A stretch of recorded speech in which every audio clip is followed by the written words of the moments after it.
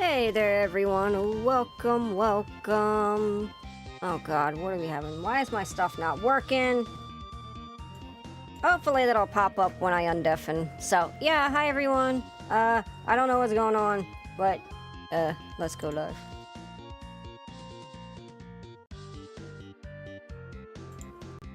I accidentally disconnected it. Yeah. But anyway, now we're live. We're good. Yep, I hear sounds coming through. Hello, everyone. It's finally time. Yes, it is. Yay. It is my How we birthday all- soon. Yes, chat. Yay. Oh, one thing I do want to say real quick, chat, since I have folks bite, August 10th is when we're gonna celebrate, so if folks don't send donations or anything during the 7th, because I don't want it to interrupt the game. So just wait till August 10th, please. Sounds good. Oh, God. Because I'll probably forget. Happy early birthday.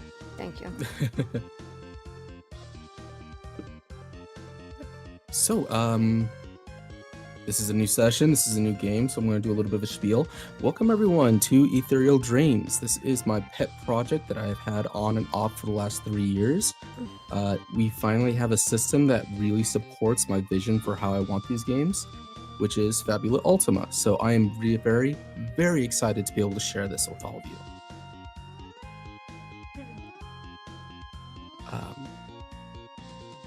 Let's go ahead and go run down real quick. I am Elixir, or Rook. Rook is what I go by these days. I am a long-term DM, GM, and this is going to be my homebrew / Fabula Ultima game. So very, very excited. Next up is our lovely channel host. Hey folks, I am Edda, and I've been playing and running TTRPGs probably close to 5 years now, maybe longer, I don't remember. I've been role-playing much longer than that. I started out with 5e and moved into Pathfinder, and I'm going to be playing Beatrice for this campaign. I'm not going to say too much, not to spoil.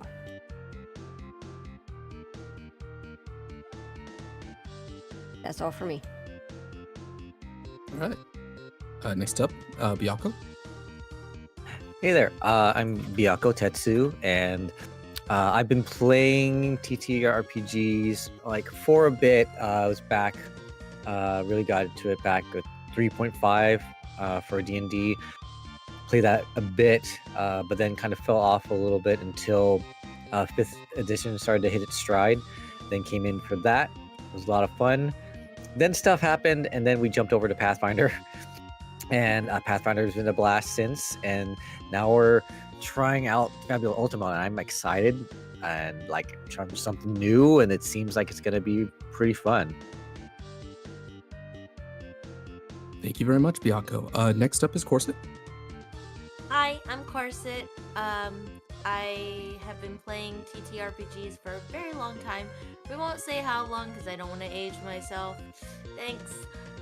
Anyway, I am playing Willow, who is gonna have a very interesting story, and that's all I'm gonna say about that. Thank you very much, Cor. Next is our newest player, Cloud. If you introduce yourself, please. Of course. I'm Cloud Draxi. I've been playing TTRPGs for a relatively short period of time, maybe 5-ish years. Mostly Pathfinder 2e. Relatively fresh to Fabula, and I'm playing Vitexi. Your reactive is adorable. Seeing the actual reactive to it is fantastic. It's so cute. Finally, we have Boss. Hey, I'm Boss. I've been doing this stuff for 4 years, I believe. I took a long break for a couple of years, but I'm back, and I'm gonna be the weirdest one here, so don't mind me. And you are going to have a fight this game, a real fight. Oh, Okay. That being said, if you're new to Fabula Ultima, for all of our audience, and especially our returning viewers from our Pathfinder and D&D games, Fabula Ultima is a JRPG-inspired system that is much more focused on cooperative storytelling and forming relationships and bonds and the kind of RP playing that we usually do in the other games. So I'm hoping that this system really helps everyone kind of showcase what they like about TTRPGs in general. That being said, if we're all ready, we can begin. Yeah, I'm good. I'm ready here.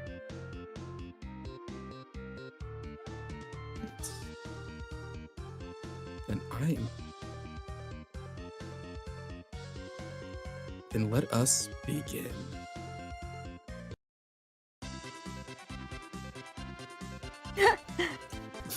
Oh my god, that's so cute. Oh, I'll throw back to my first game.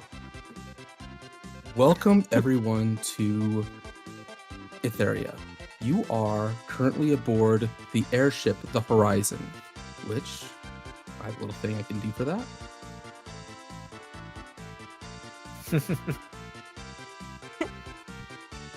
Cool. You are currently flying from the city of Arcane Mechanics, the major capital of engineering within the world of Terra. Through different circumstances, you all have been tasked or gathered here aboard the Horizon as it travels across the continent of Lux to the Starfall crater. Piloting this airship is a older gentleman by the name of Leon, who was once a great engineer who's more semi-retired now and has been tasked with piloting this crew of surveyors to the crater. Recently, the Starfall crater has had monsters starting to expand out from its borders, and the different nations of Lux have decided that it's time to start surveying and seeing what can be done to either solve this problem or control it. So as you are flying across this airship, flying high above the clouds, let's ask everyone what they are doing aboard this airship, and we will start with, let me see here.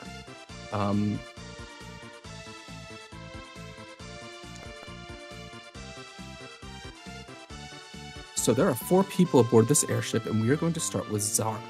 Zarek, what are you doing on this airship? Introduce yourself and give a brief rundown of what you look like. Okay, so Zarek is a orc from the Free Orc tribes in the I'm trying to remember what we named the plateaus or the area. But he's so he has reddish skin, like kind of fiery, like orangish hair, and like yellow eyes. He has on some kind of red and like kind of golden like motifs, like kind of monkish robes on. And currently right now he is like hanging like leaning over the side of the airship and like just watching and looking at everything like almost in awe. This is like his first time on like a ship like this, like in the air, so he is just kind of just taking in everything. And yeah, he's just like just taking in the sights. Fantastic. And as part of Fabula Ultima, that's a little bit different than other systems, is that it very focuses on cooperative storytelling. So is there anything about this airship, its details, something about that's on it that you want to make? Like, why don't you give us a little bit of detail of what the area looks like that you're in right now? Let me see. Well, he would be probably closer towards the front of the ship, so kind of like towards the front. And like almost hanging off the side. It's like it has this kind of intricate like trimming around the front, and it's almost got this like little kind of glowing beak in front, kind of trying to like have like a signal, like just like for I guess when it gets dark and everything, so you can see it better. And it's just kind of glowing and just pulsing with like different like colors, almost like maybe like kind of based like on the elements, things like that. That is very, very cool. So the front of it has a like spotlight navigation kind of light system that's fueled by the different elemental crystals. Very cool. Yeah. All right. Let's see who's going to be next up. You said there's only 4 of us on there? There's only 4 of you currently on this ship.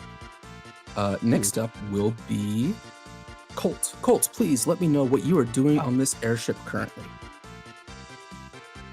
I am probably going to be laying down near the rear of this ship, trying to catch some sleep before we land. Fantastic. What does the crew area or guest quarters of this ship look like then, that you're in right now? Oh, well, I'm thinking that I'm up top near, like where Zarak is, but while he's in the front of the ship, I'm in the back, just on top deck, just laying against like the rear wall, just taking a nap while I have good air going across my face. Fantastic. Let's flip the coin, see who's next. Oh, no, let's not do a roll 1d31. Let's do a roll 1d2. We're getting all 2s tonight. Okay. Patexi, what are you doing currently on the ship? I'm staring out one of the windows from probably one of the cabins in the maybe lower deck, middle deck. Just admiring the view, I think. What is the view like that you're saying? Mm-hmm. Oh, of course.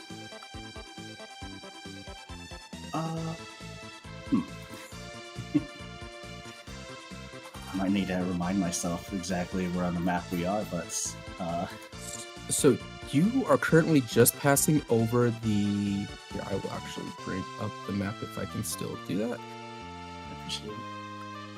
Yeah. You know, I'm just going to activate the old scene just so that we're here. So you are currently right about here. You've just gone over the mountain caps and you're heading into the area of the crater. So you're roughly here. I think I was really enjoying the mountains. Mm-hmm. You know, just the landscape against the sky. Though I guess my mood might sour a little bit when I see the crater-filled land beyond them. Regardless, I probably wish I was up on the top deck, but I would look a little strange compared to some people, and decided it might just be better to stay in my own room. I see. Well, thank you very much. I think that's a very, very good introduction to Vitex. I'm sorry, Vitexi? How do you want that pronounced? Vitexi, it's fine. Vitexi.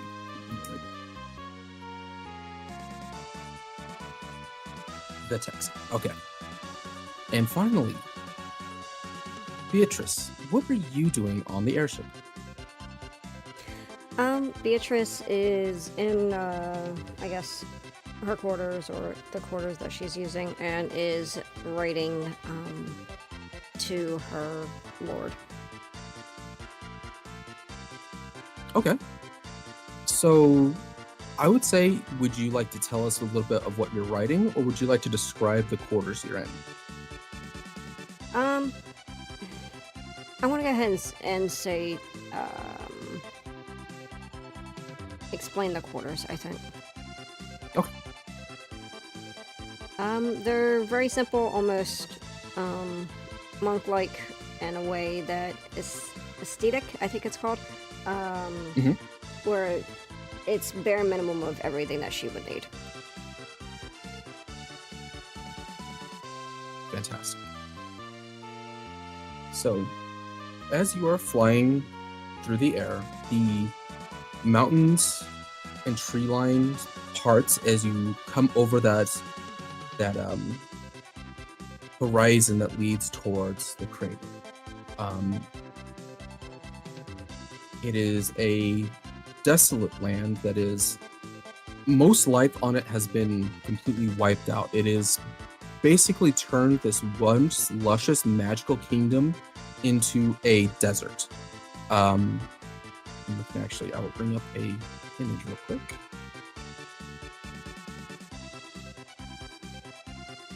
So this is roughly the terrain that we're looking at here. A very pockmarked by craters. There are assorted ruins kind of laying around the area, but a lot of what was notable about this area years ago has been basically glassed and turned into this rolling, pockmarked desert.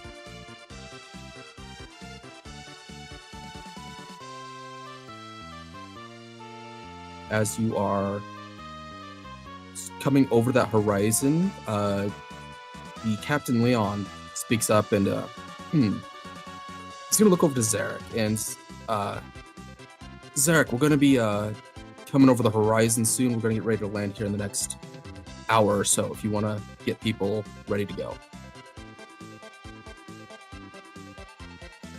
Zarek would kind of like, it would take a second for him to like kind of register, and then he would look and was like, oh, all right, yeah, sure, I can do that. And then he would push away from the railing and then start to go try to gather people. All right. For the introductions and stuff, is the line supposed to go over their faces? No, I think it's a UI scale problem that I'm gonna have to try and fix. Okay, yeah, I cannot introduce me as broken. Yeah, Okay. Introduce me as broken now, so I had to find an alternative, and that one, it isn't the best alternative, but we're working on it. Oh, okay, I just want to make sure, because I cannot make it any larger, because we have widescreens. Yeah, no problem. Yeah, I've tried to be mindful about the everyone's screen space and have made things very uniform between each scene, since we're not having so many sprawling maps. So I'm hoping that most of it is going to be very accessible for people and our viewers. Yeah. But yeah, Zarek, where are you going first? Are you going to go down below the decks? Are you heading back to try and wake up Colt, or is there anything else you're doing? I think he would probably, Zarek would probably go around, I guess, the top deck first, see if he recognizes anybody, and he'd probably like see Colt in the back, and he would like run over and then quickly like kind of like go and like shake one of his shoulders. Hey, Colt, come on, we gotta get up.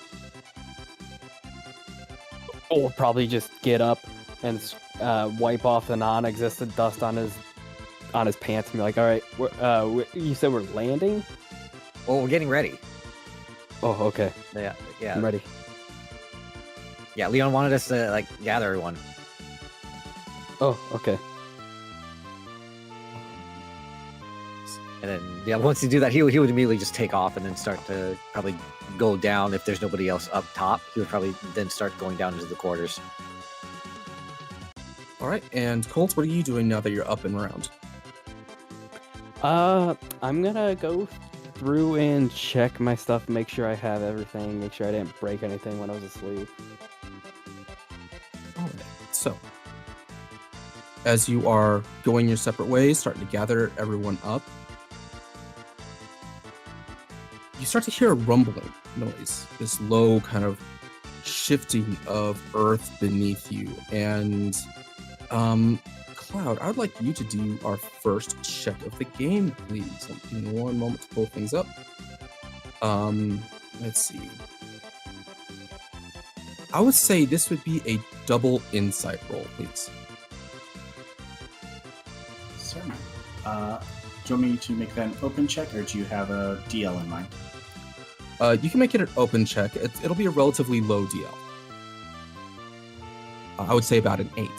So.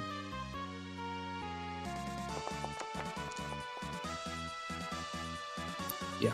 So, as this low rumble starts to move and shift under you, these ruins, this ruined landscape, there's like this crunching, and you feel like goosebumps or the equivalent start to rise up on your skin, Batexi, and you can feel a magic in the air as you get this sensation that something bad is about to happen. And the sensation hits you just before it happens. As coming up from below, from one of the ruins, is this massive pink laser that erupts out of the ruins and clips the airship.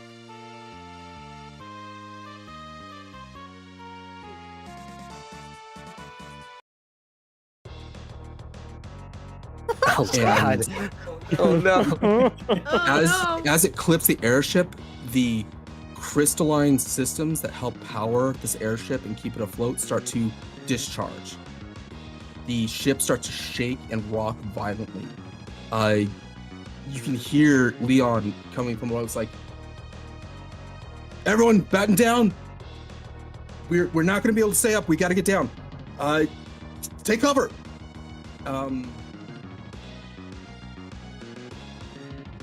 A crash landing is inevitable, but you might be able to do something to help make sure that you all land safely. So, who would like to go first? Tell me what you're doing in this moment as this eruption of magical energy from one of these ruins clips the airship and the entire thing starts to shake and rock and quickly starts to lose altitude. Let me see. What we were saying is like when it hit it, it's like things like the elements and stuff were kind of trying to, like, they were destabilizing or something. It basically like made the elemental crystals that were being stored, used for propulsion. It basically made it those usually, dormant crystals that are used for power start to discharge on their own. What kind of crystals are they? Crystals, I imagine, would be, since we're looking at the lighting system that Biako mentioned, we have some lightning, we'd have some air, and we'd probably have some fire for propulsion. Let me see. Let me see. Seeing this, if this is viable, seeing this, if Biako would probably, or not, Zarek would probably run and try to head towards, I guess the main area, of the propulsion system, everything, and trying to check on the crystals, like the main ones there. And again, if this is viable, I don't know if he'd be able to try to see if he could try to at least stabilize the fire energies in it to try to give him a more stable landing. Okay. So are you physically touching them, or how are you doing this? What stats do you think you'd be using in this situation? I think at this point it would be more of his kind of manipulation of the elements, at least for his fire, and I probably just trying to be able to hold on to it and trying to be able to focus on being able to do that long enough to be able to stabilize something. He is more fire attuned, but it can only be so much resistance. Okay, so I would say then, since you're talking about controlling and containing, this would be a might and willpower check. So on your character sheet or on your token action bar that should be at the top left, I will need you to do a roll check and use willpower and might. Okay.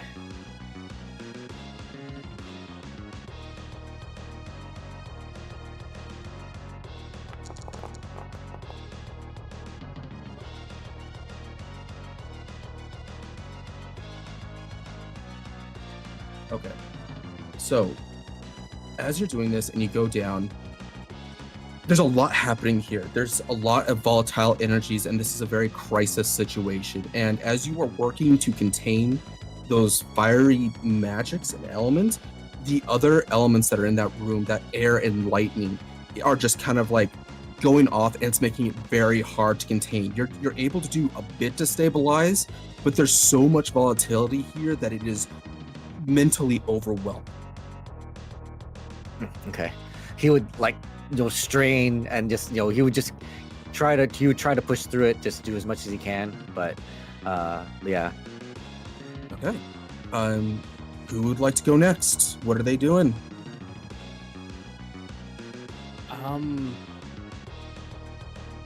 My quirk is with Bolt Elemental Souls. I was wondering if I could use that to help with the Bolt crystals or the electric crystals. Sure. Describe to me how you were doing this, and then we will decide on what stats you're using for your check. Well, my thought was I would be grabbing them and be putting them in a pile, and I have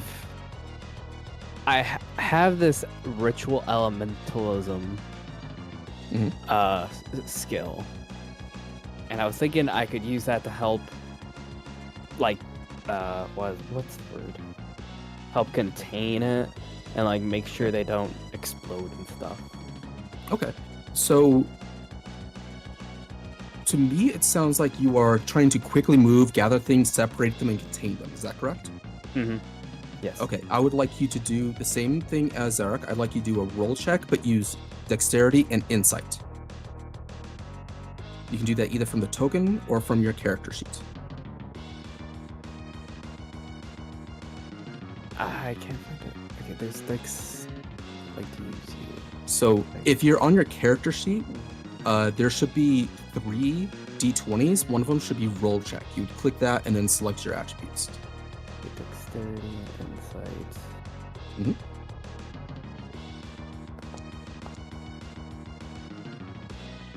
Okay, so you are moving quick in this situation, and your natural attunement to these bolt energies, you're able to quickly pluck these out and get them contained. It's not enough to prevent a catastrophe, but it is enough to help Zarek be able to work more efficiently. So between the two of you, you guys are starting to contain and control what's left of these crystal deposits to make sure that things don't get even worse. Next up, either Beatrice or Vitexi.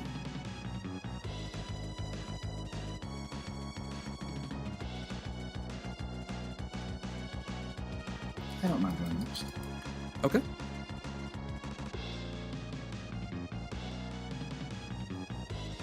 I think I'm going to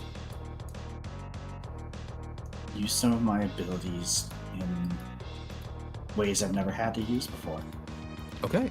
As an Esper, I have Psychokinesis, which mechanically speaking, it simply allows me to throw around weapons with my mind, but would I be able to maybe test the limits of that to potentially slow down the rate that we're falling, even if it's just at the last few moments? Sure, I would allow that. I would say that would be probably a might and willpower check to try and, like, the amount of exertion and focus that would be taken up in this moment. I would say be might and willpower. Alright.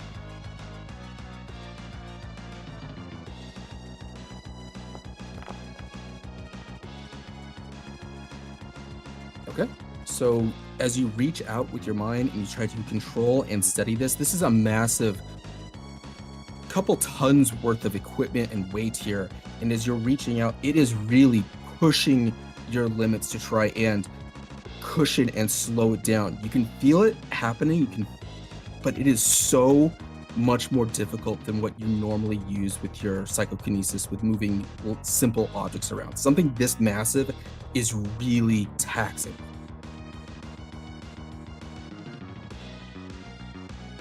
Finally, Beatrice, what are you doing? I'm probably very quickly stuffing my letter right away, and I'm just gonna try to run upstairs to catch up with the others, because I don't have any abilities that can help in this situation right now. Well, it doesn't have to be abilities. In this situation, just as a GM recommendations, if you want to help Leong maybe control the ship, that's also viable. Or if you want to try and hold down or re-bind the actual blimp that's keeping the airship afloat, that would probably be a good idea as well. So like physically moving around in ways that you think could help the situation doesn't have to be tied to your abilities. Yeah, I don't think she probably would not know how to do any of that. I guess maybe she would try to calm anyone who might be, like, freaking out or whatever. Just calm the situation. Okay. I would say that's a double insight check, please. I have no idea how to do any of this. So on your character sheet, there should be 3 d20s. You'll click the one that says roll check, and then you'll select insight twice. I don't know where any of that is. We didn't go over any of this. Yeah, it's under your Fabula points. Those 3 d20 icons. No, I don't know. We didn't go over it. Do you see all the middle the on the right? Where? Do you see all like the elemental icons kind of That's close to the top?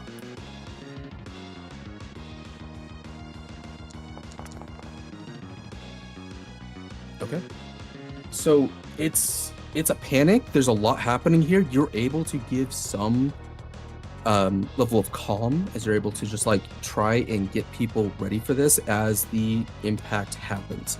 You hit the ground with this rough explosion of dirt and rock and earth just crumbling as the ship's hull shakes from the impacts. And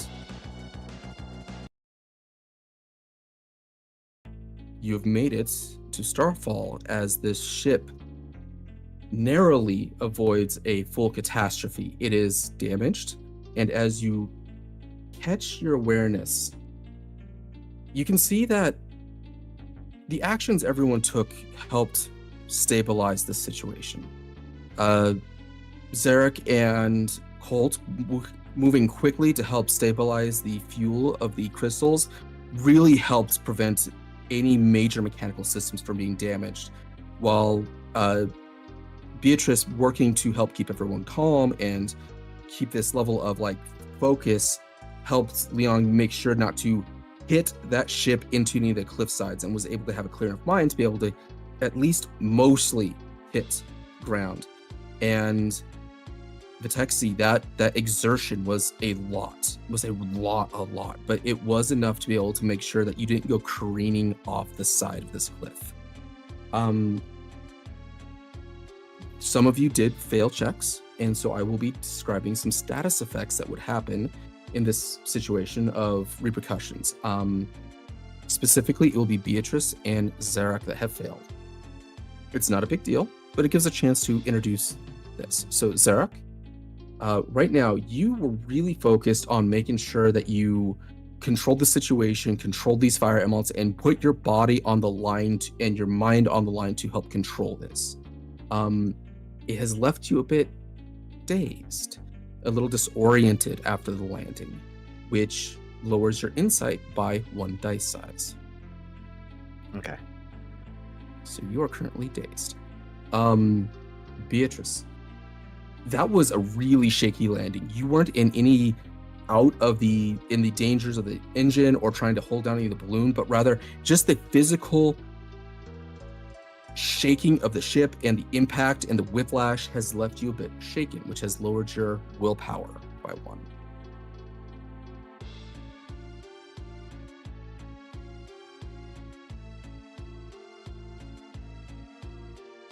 And so as you find yourself in this, what was once a very promising adventure, this sudden mysterious explosion of magic and light has erupted from one of these ruins and left you broken in this hostile landscape.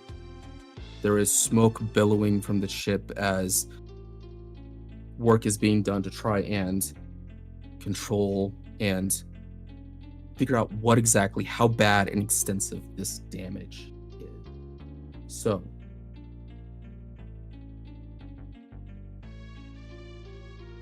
what is everyone doing now that you have landed?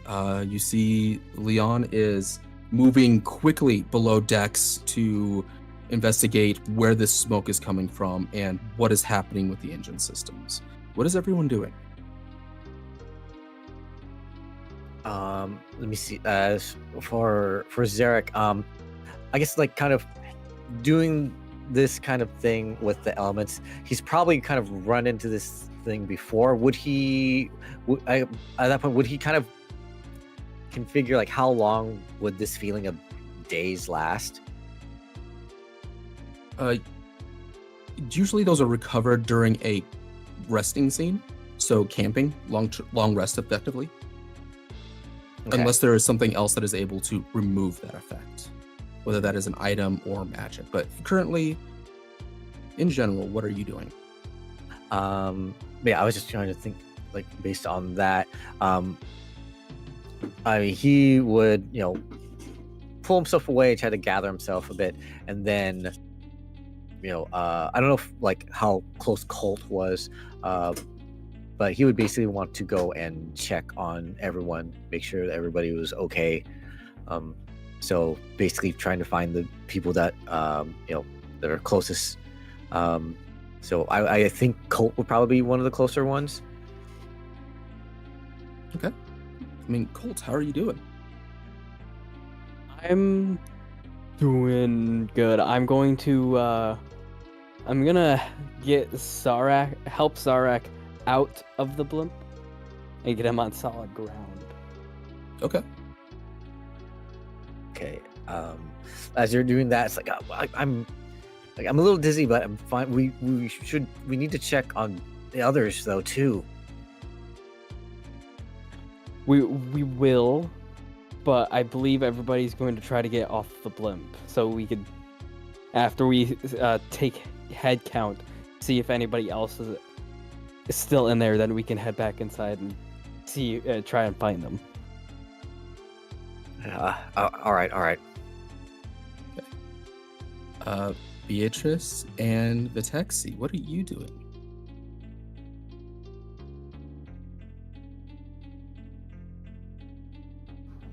I guess I'm rating myself because you said that, like, physically it was more shaken. Yeah. So I'm going to find my few personal effects, my Warhammer and my tome. I'm gonna head out. And you have no problem, especially with how simple you keep your quarters. That's not a problem for you to be able to get that equipment. It doesn't seem like there was too much damage in the interior of the hull as you go to retrieve that. Mm-hmm. Vitexi, what are you doing? I am going to practically crawl my way out of the ship. A little bit, well, more than a little bit worn out. Nothing that a bit of a break can't help out with, I'm sure. Mm-hmm. I suppose if there's anyone coming up behind me, I'll make sure that they get out okay, but I'll make sure that my cowl is up and everything while I do so. All right. The Horizon is a scouting vessel. It's not a large military vessel, so it is usually only manned by the one person, which is Leon. It's a personal craft of his. So there isn't a lot of crew on the ship itself, and so it's mainly just you four and Leon. So thankfully, it doesn't seem to be there were any other injuries. It is a miracle between the five of you working together that the ship is as intact as it is. You do see Leon dashing, taking out his tinkering tools and wrench as he goes to check on some of the machines that are letting out this white billowing smoke. And as he's working to fix it, he pulls down a wrench, working on one of the pipes that's blowing smoke out, and is able to close it. And he looks back, he's like, "Are you okay?" Fine.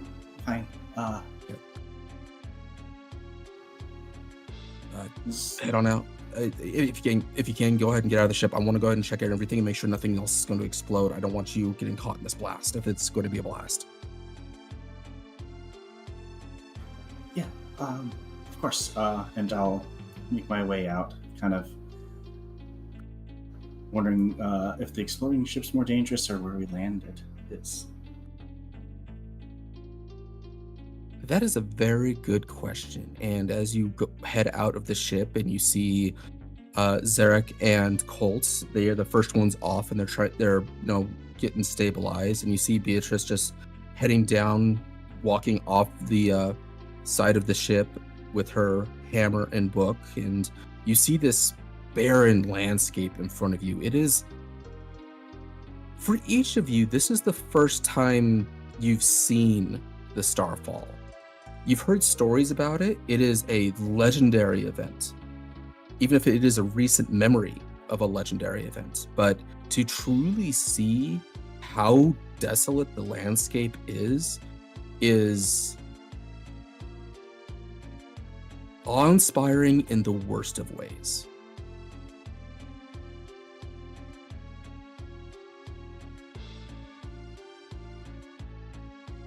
And as you collectively gather together and get your bearings, it's just a bit later that last billowing smoke dies out as Leon comes out of the ship, grease on his face and an engineering apron over his chest, and this is a mess. The damage doesn't seem to be too bad.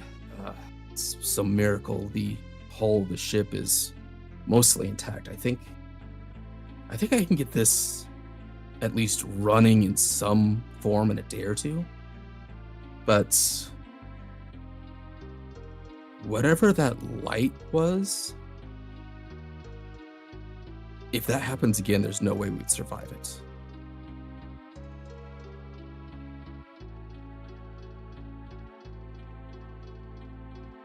Would we have all seen that? You would all have seen it, but it was Beatrice was the only one that felt it before it happened. I think it was V-Taxi. Oh, sorry. Yes, V-Taxi. Thank you very much. Still getting names oriented. Sorry. Session 1. Yeah. Well, I mean, if that's the case, we're here to kind of investigate the Starfall. I guess we could try to start with seeing where that came from. Yeah, be a good idea. How see, Leon has a pack of an emergency kit on him, and he starts rifling through some assorted potions that he's got before he holds out a tincture to Beatrice and Zarek, and you both look shaken up. Please take these. We don't need you injured on top of everything else. Oh, yeah, thank you. Yeah, and then he would immediately then just, if it's a bottle, you uncork it and just drink it. Mm-hmm. And as you do, you can feel that like mental haze kind of lift off of you, and you get your bearings back as you take a remedy.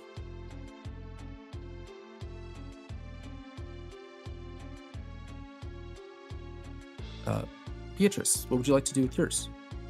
You said that I had what now? So Leon had just retrieved an emergency supply kit that he had pulled out from the ship. Basically a survival kit. So he has pulled out and handed you a remedy potion to help remove your status effect. That's what I was asking. What was the status effect? You are shaken, which has Shaken, reduced your okay. willpower. Oh, okay. Yeah. She's going to go ahead and uncork it and drink it as well. And Oh, as you do, these. Sorry. Mhm. So this is the same as like I guess the items like in our inventory, like it would be something like that. yeah, it's the same. It's the equivalent of what you can use your inventory points on to produce items. It's just Leon is Okay. doing this in this case for you, as a way Okay. to help introduce concepts and mechanics without overwhelming. So in this case, Leon is the one that's using his inventory points to be able to produce a couple remedies to help your status effects. Okay. Cool. Okay. Remedies in our inventory is like recovering HP. Do they have other uses besides that, or? Let me double check. I might be saying the wrong term. Sorry, a tonic. I'm sorry. Tonic. Oh, okay. So yeah, he's handed you each a tonic. Okay. So you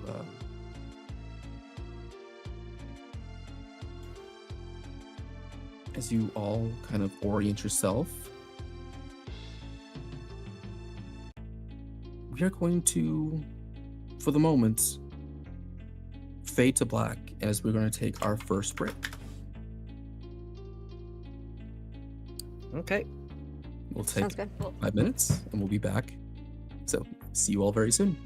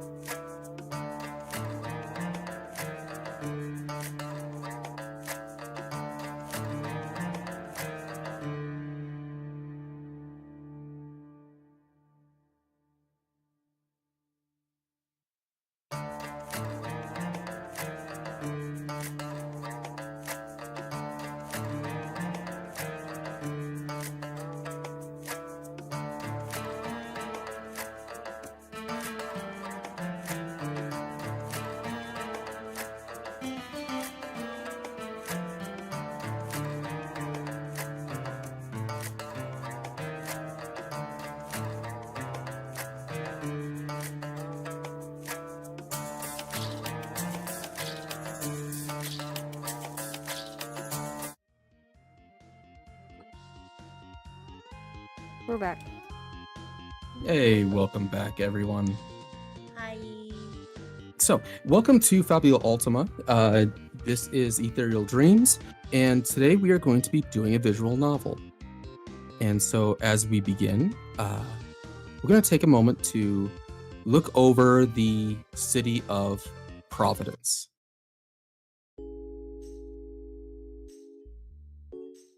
It is a city of lights and nightlife, of romance and possibilities.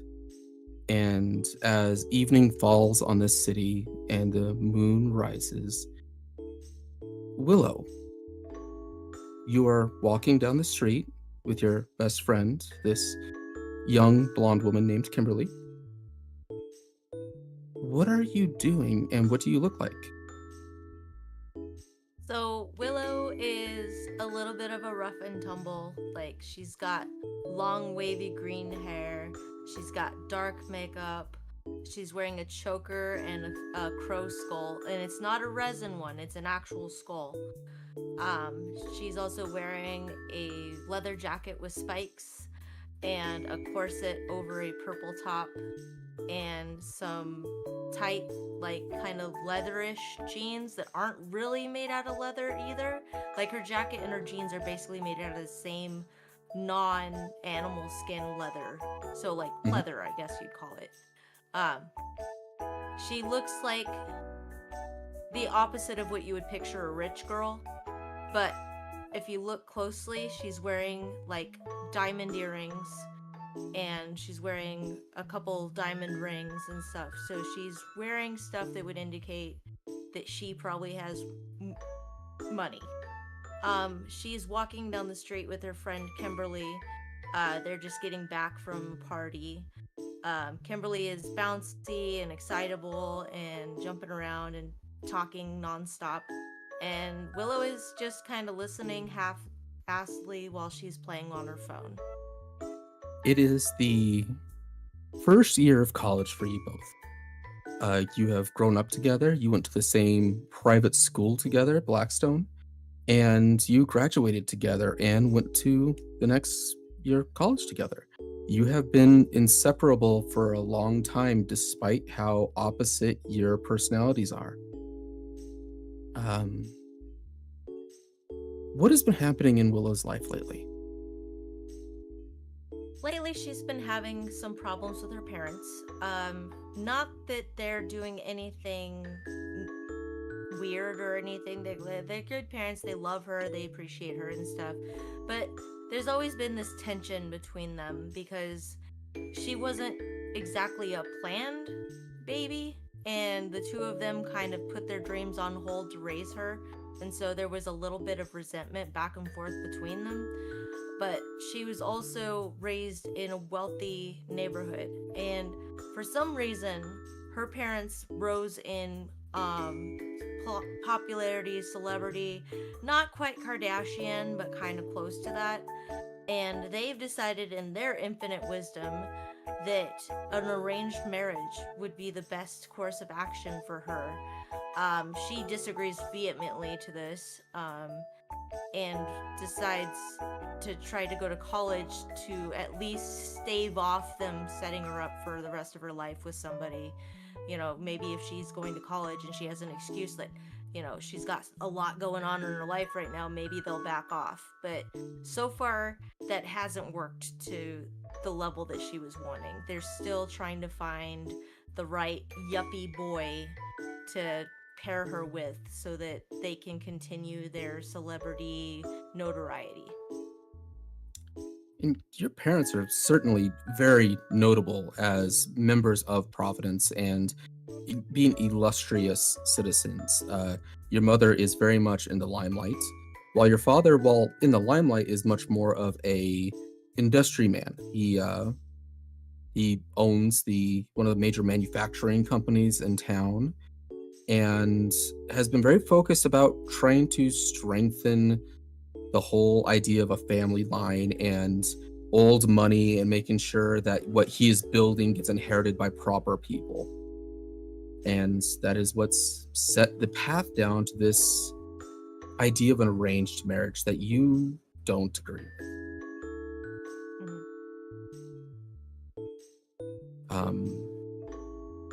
It's late at night. The lights of the city are keeping the streets illuminated as you make your way across the campus back to your dorm with Kimberly. And Kimberly is very excited at this point. She is, oh, that was such a great party. Like, we need to go to more frat parties. There's so much fun. Just the amount of just no one cares about anything at all. And we can just let loose. And oh, it's so liberating. And she is just, you're not sure if she is exactly on something or if she has taken something at the party, but she is like practically like ballerina dancing across the campus as you go through. She is a renowned gymnast. It's what got her into private school, even when she doesn't come from the same kind of rich background. Kimber, you're gonna break your neck. I haven't done so yet, so I won't ever. And she grins as she kind of is like walking backwards across one of the walls that lines the sidewalk. And what are you doing? Where are you going? What are your thoughts right now, Willow? Are you really asking me that? You know You were what's very going quiet, Core. Let me turn you up. on. Okay. Yeah, well, did your air conditioner or something come on? No. Okay. I'm not sure why you got quiet, but okay. Like, we never talk about the future. It's always just go, go, go, and you got your whole life set for you. Yeah, according to my parents. I mean, it's better than having no plan at all.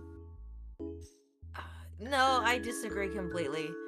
I would rather have no plan than somebody telling me I have to marry some guy I don't even know just to, like, make my family happy. That's so stupid. I hate it.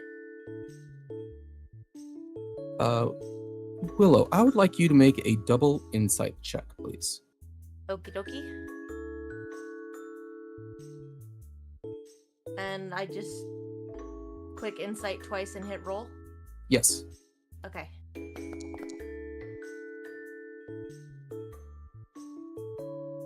And as you're walking, you see the car turn the corner faster than it should as it comes driving down the street of campus. It looks like it's one of the frat bros that you had just been partying with, and they are going way too fast down the street, and Kimberly doesn't seem to notice as she walks backwards onto the street.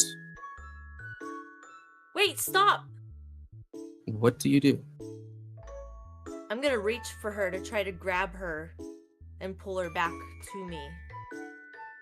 So you're gonna try and pull her back or push her out of the way?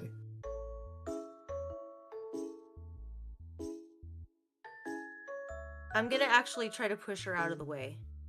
Like, just, like, throw myself in front of the car to push her so that she doesn't get hit. I would like a dexterity and might check. Okay.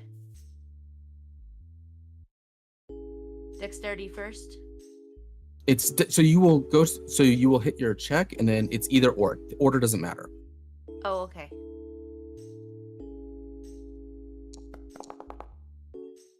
Oh, no. And as you lunge forward to push her out of the way, she looks very confused as she's pushed and backs away. You see this moment of her eyes going wide as this car comes in, and you see it, and there's no stopping it. This car is going to hit you. What are your last thoughts before you die? At least I don't have to get married now. And as it comes through, you expect more pain from a car accident. But what it feels like is that there's this snap of losing consciousness. But it doesn't fade to black like you've heard. there's no light at the end of the tunnel. It is like you are drowning in pink.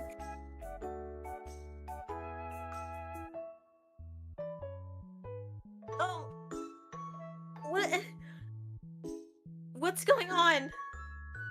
And we are done playing a visual novel. Welcome back, everyone. We're going to play the real game now. Damn it, I like the visual novel. Turn those off. So, I just want to say real quick, fucking rolled a 2 and that was so on brand. it was very perfect. I appreciate when the dice tell a story. Yeah, it's super great. You asked for it. I did. You did? Yep.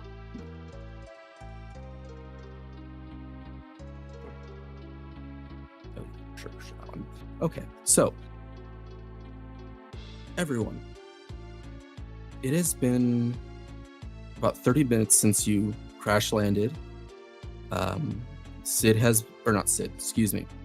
equivalent, Leon, has been pulling out various survival goods and resources that he keeps on board. There's basically the equivalent of some camping supplies, some first aid, some emergency rations. He seems to be at least be prepared for a eventuality like this. And I would like anyone who would like to give me a insight dexterity check. Okay. Anyone who wants to. Well, let's go. And that's the roll check, the second one. Yes. I think I did that right, I don't know. Yep, that was perfect. Okay. Very appropriate. So, Colt, as you're here, and I would like you to explain a little bit of your background and why you aren't as disoriented about your surroundings as the others. If you would give a little bit of a background and give a little bit of a description of what your character looks like now that you're out of the chaos of a catastrophe. Well, Colt is... Where's my note? No, Colt is a sharpshooter. He is a hunter. He lives out in the woods. He doesn't really talk to people. He's kind of skittish. He's really shy, but he understands the outdoors. He lives outdoors pretty much. He looks like he's wearing like raggedy clothes, like someone that lives cheaply. His clothes is made out of leather, like very baggy, and he knows how to make stuff. He lives very simply. He's a survivalist. Yes. So, looking at this landscape, as disorienting and worrying as it is, you're not exactly lost in it. You are surveying it, and you do see, probably within 30 minutes, maybe an hour hike, a ruin that is built in a circular shape that you could swear there's a little bit of that like electrical bolts energy that's still kind of lingering in the air that you can practically taste.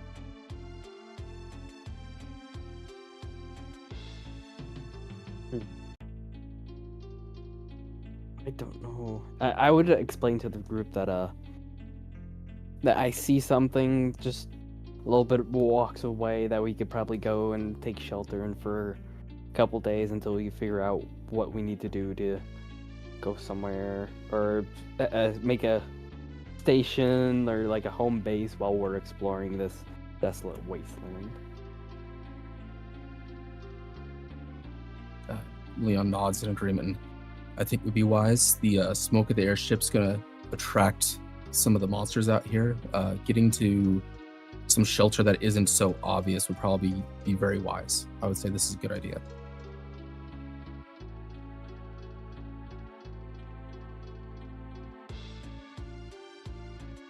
Okay. Well, I guess we can go scout that area out and just make sure that there's nothing there for the moment, and then I guess we'll just set up there until we can start our investigation.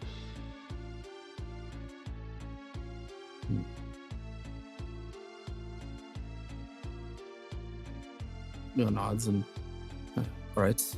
If you want to go scout it out, let me know how it goes. I'm going to continue working on the ship. The faster we can get this repaired, the faster we can get out of this hellscape. So if we split up, I think this would be good.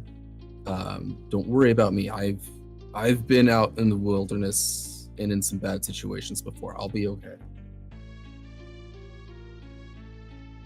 This isn't my first rodeo.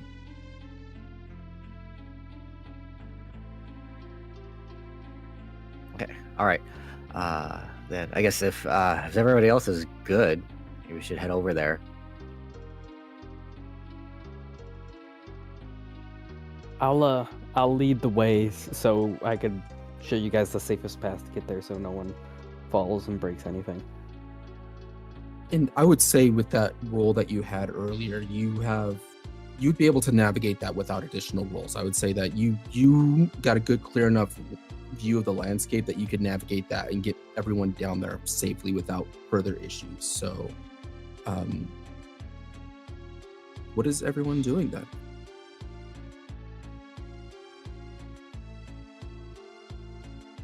Well, Zarek would be following like Colt along, but then still trying to, still taking, like surveying the area as they're going along, just making sure there's, if there's anything of note, but mostly at this point looking for any kind of potential dangers or anything, while they're trying to get a place to set up.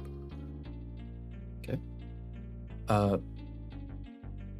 Beatrice, what are you doing at this moment? Are you going to go along with them, or are you staying behind, or what is it you would like to do? I'm going to quickly catch up with them. Beatrice is rather petite. She's probably around 4'9". She's very tiny. Sharp, pointy ears, red eyes, and she's wearing like really heavy armor, though. It's like pure white armor that has like a slight sheen to it. Behind her, a spade-like black tail flicks about, and she has a couple of tiny black bat-like wings. Adorable. And I totally forgot, she has over her shoulder, with seemingly no problem whatsoever, this massive warhammer that's bigger than her.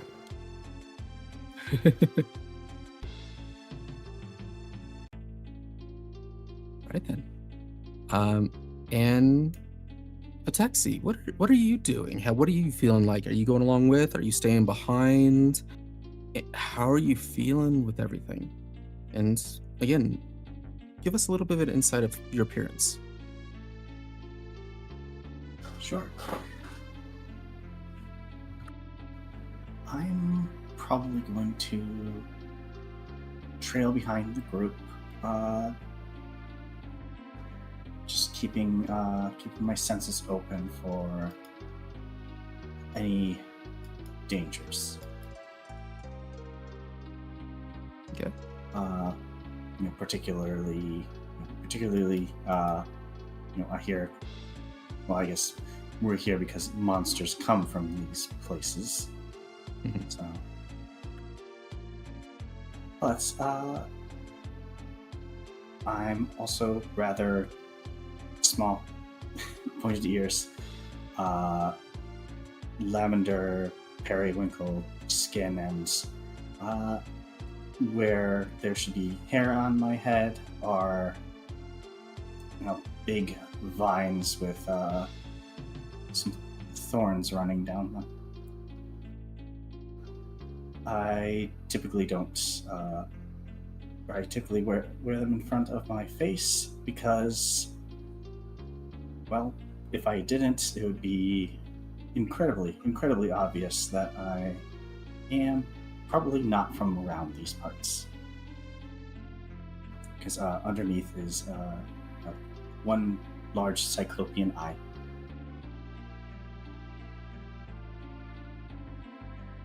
Yeah, it's good to stay out of the limelight. It's good to keep a low profile, and you've done very well with yourself doing so thus far. But out here, you said you're keeping a lookout. Are you like physically keeping a lookout, or are you magically keeping a lookout? Are you like using your Esper magic to try to, or techniques to try and get a feel of things?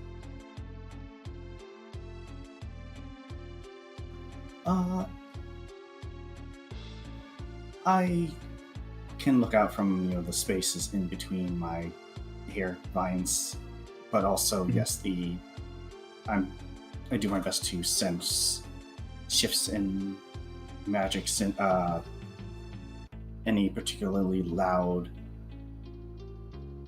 thoughts, I suppose, Okay.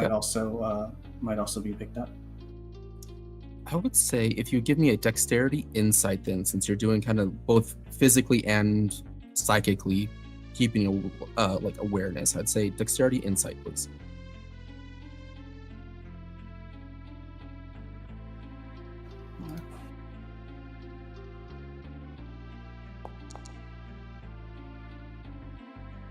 Okay. So the area is very, at least for the time being, there doesn't seem to be any monsters or creatures or threats in the immediate area. You do feel that same kind of like tingling energy that happened before the large beam of light hit your ship. That it's still in the area, it's still lingering. Like, it doesn't feel like that building up to a discharge like it did earlier, but there's still like, as if you're like kind of like walking through a magical fog. It's just lingering in this air.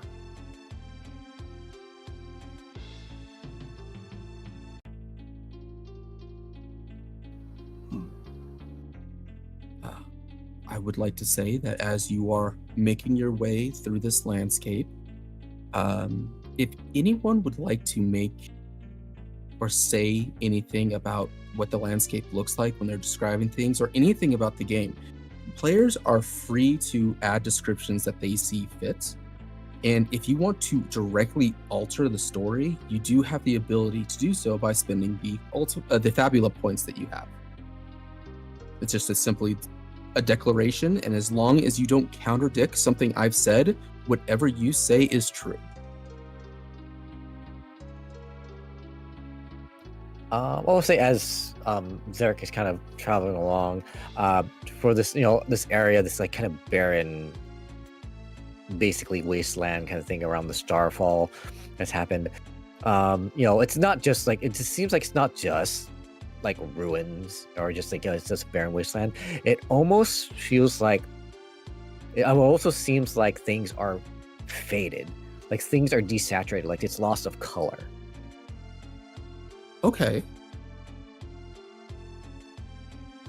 I like that. Yeah, I like that a lot. Okay. It's almost like as if some of the elements have been drained away. All right.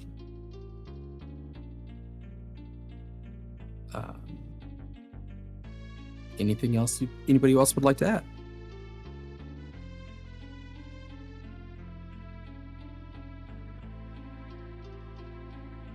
If not, then descending into the ruins is an easy enough task. Most of it has been knocked down buildings left for years at this point. But again, with the elements gone, it seems to be that the deterioration of the ruins has happened a lot faster than you would expect within the last 10 years of Starfall.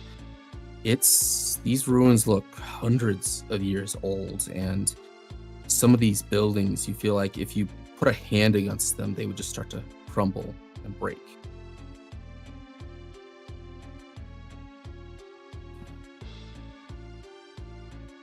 what would you like to do?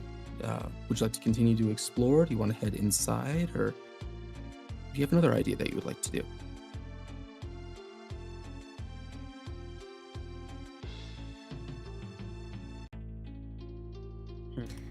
Can I sense to see if there's any sort of magical or sort of undead type stuff? Undead, yes. I would say that would be, you'd be able to do that. I would say that would be an insight and willpower. So any of the checks will always be that roll check and then pick 2 stats. So in this case, I'm saying it would be an insight and a willpower. You roll. Fantastic. So you're not feeling any undead. And for you specifically, the undeath is an awkward, unusual thing. But for traditional undead, things of darkness and decay and desolation, it doesn't feel like anything around here is like that. It doesn't feel like there's any like long forgotten corpses. Okay. It doesn't feel like undeath. It just feels like the absence of life.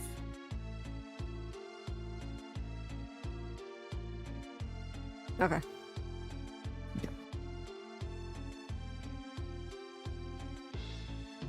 And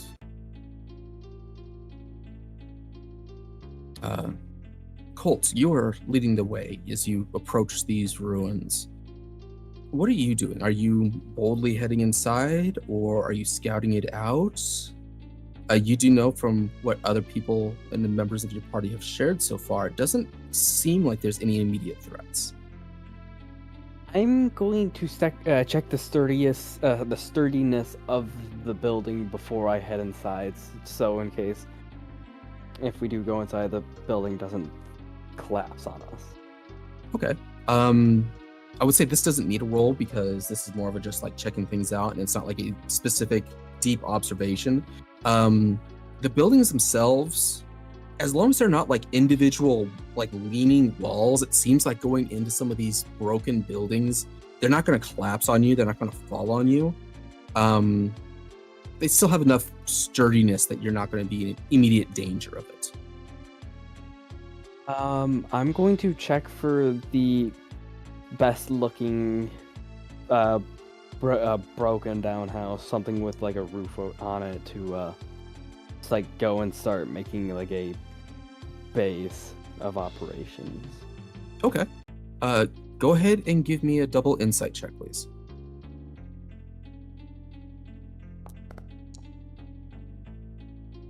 Fantastic. So a lot of the area around here is pretty broken up, but there are, as you get closer to the interior, it is noticeably odd that as you get farther into the interior, into this interior of the circular city, that the buildings are a little better kept. There's a little more color to it. There's a little bit of almost sanctuary against whatever Starfall truly is.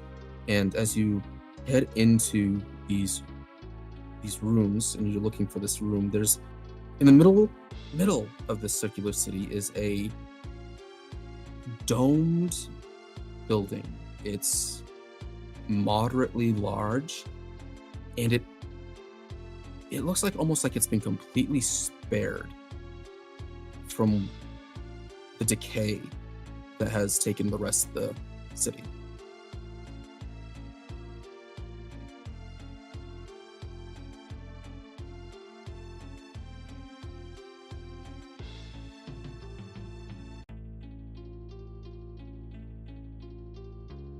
I have completely drawn a blank here. I would also say, Taxi, as you're making your, that energy that you feel, that tingling sensation, is definitely stronger from this building as Colt leads you towards it.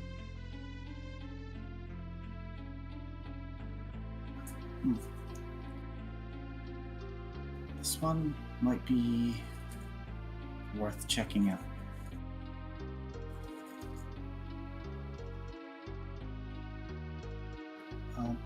So that said, walking through this city, probably has Batexi in a bit of a weird mood. Almost, occasionally she'll stop and kind of just stare at some of the destruction. Lower her head a little bit as if she's giving a slight prayer, and then move on.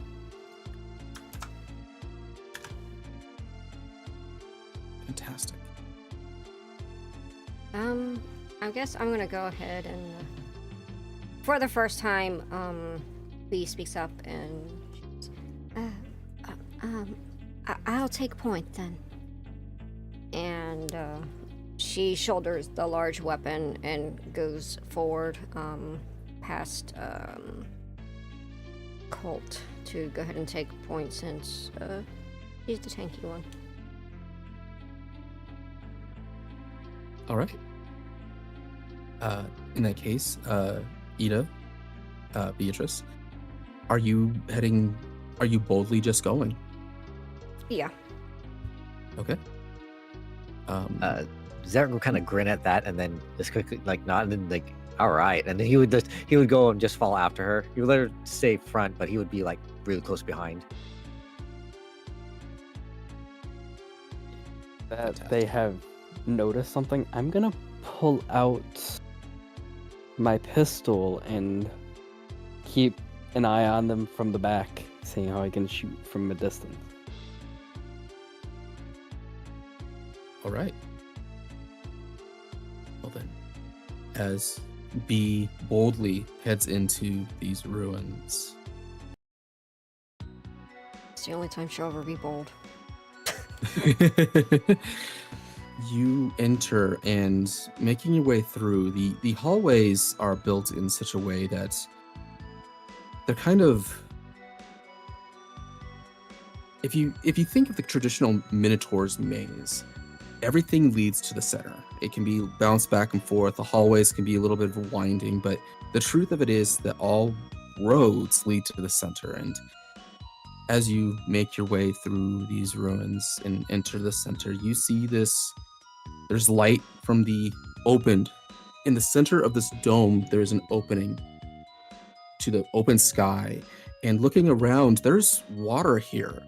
There is algae and mold, and there is moss, and there is, not all of the elements are present here. Not all of them have survived, but there is something to be said that there is a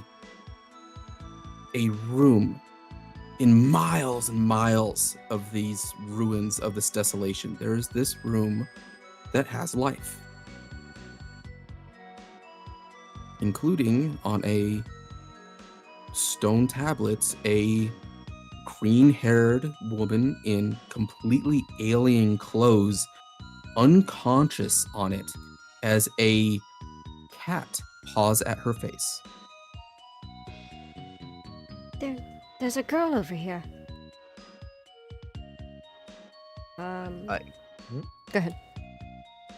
Well, at that, like, Zarek would kind of like blink and look over there, and then I guess notice the cat kind of pawing at her, and then he would like his eyes were widened a bit, and then he would quickly like run over and just trying to see like what her condition is, if she's okay and everything. He's over there to pet the cat, right? That's what I thought was gonna happen. If the cat's mean, he's gonna shoo it away, but he's just kind of pawing at her and be like, "Oh, okay, God. okay, just gonna." I heard shoot. Oh, Shoot, no. Don't shoot the cat.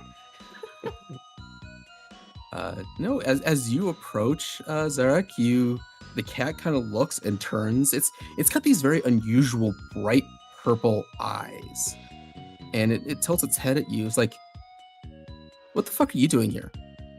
It's not like it's not acting like that cat thing does, where it just kind of tilts its head. It literally says that. What the fuck are you doing here? I shoot it. I was like, Zarek would just kind of he would stop in his tracks for just a second, and be like,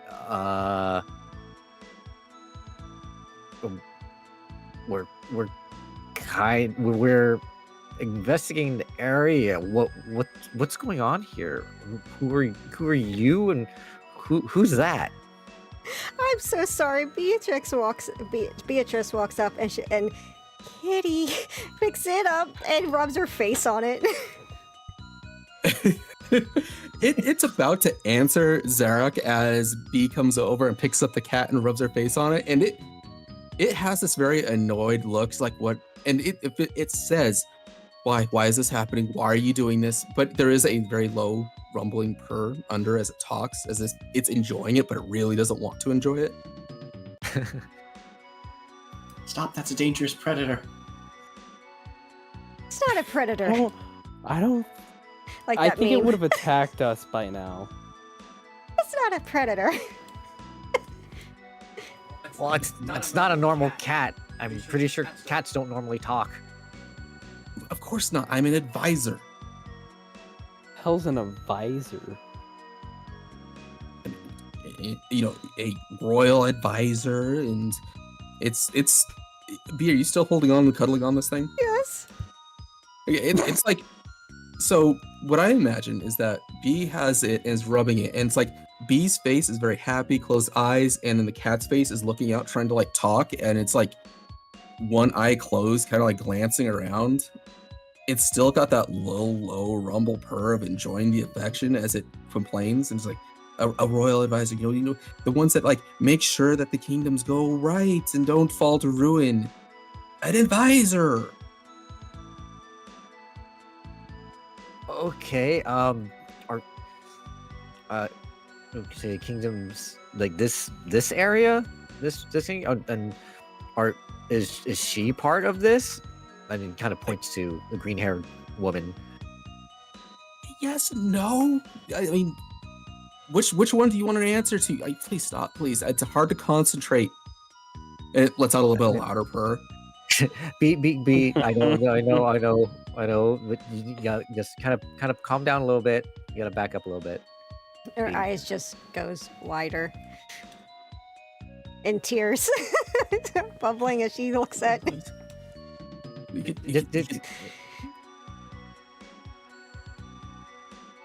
It just gets upset, and there's that cat instinct of being like nurturing, and so it goes quiet and it purrs a little louder, and it looks annoyed, but it kind of resigned itself at this point as B continues to cuddle it. Yeah, Zarek was sighing. Just all right. Okay. Sorry. One thing at a time then. I guess you say you're an advisor. You're an advisor of the kingdom. Like, so this area is a kingdom here. No, not this kingdom. What kingdom? This kingdom is fucked. I can see that, but what kingdom then are you an advisor for?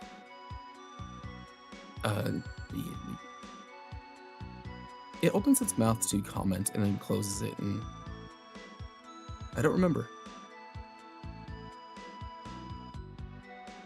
So, okay, so you're not around from this area, so you don't remember where you came from?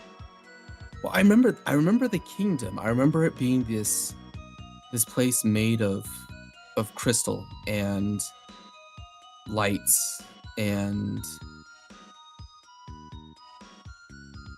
that's all I can remember. I just remember that is where I'm from and supposed to be. Can I just say out of character, the fact we're fawning over this cat and the girl's just laid out there. Just saying. One of them's awake and the other one's actually talking to you, so it does make sense. It's still... But okay. Oh, Okay. she's awake. Not that I can see anything. No. Oh. The girl is unconscious currently. It's the cat that is awake and talking. Okay. So this area, you can't remember what it's called, but you just know that you were there. Okay. I guess what was the last thing you remember before you got here?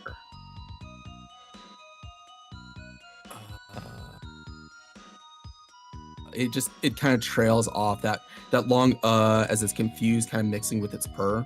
It just isn't sure how to respond. Okay. All right. I guess maybe we'll have to wait to see if you can remember that later. But do you know anything about this person here? He kind of like points and then also just kind of leans down and tries to get a better look at her. He's like, yeah, that's the princess. What? From the place that you remember, at least the description.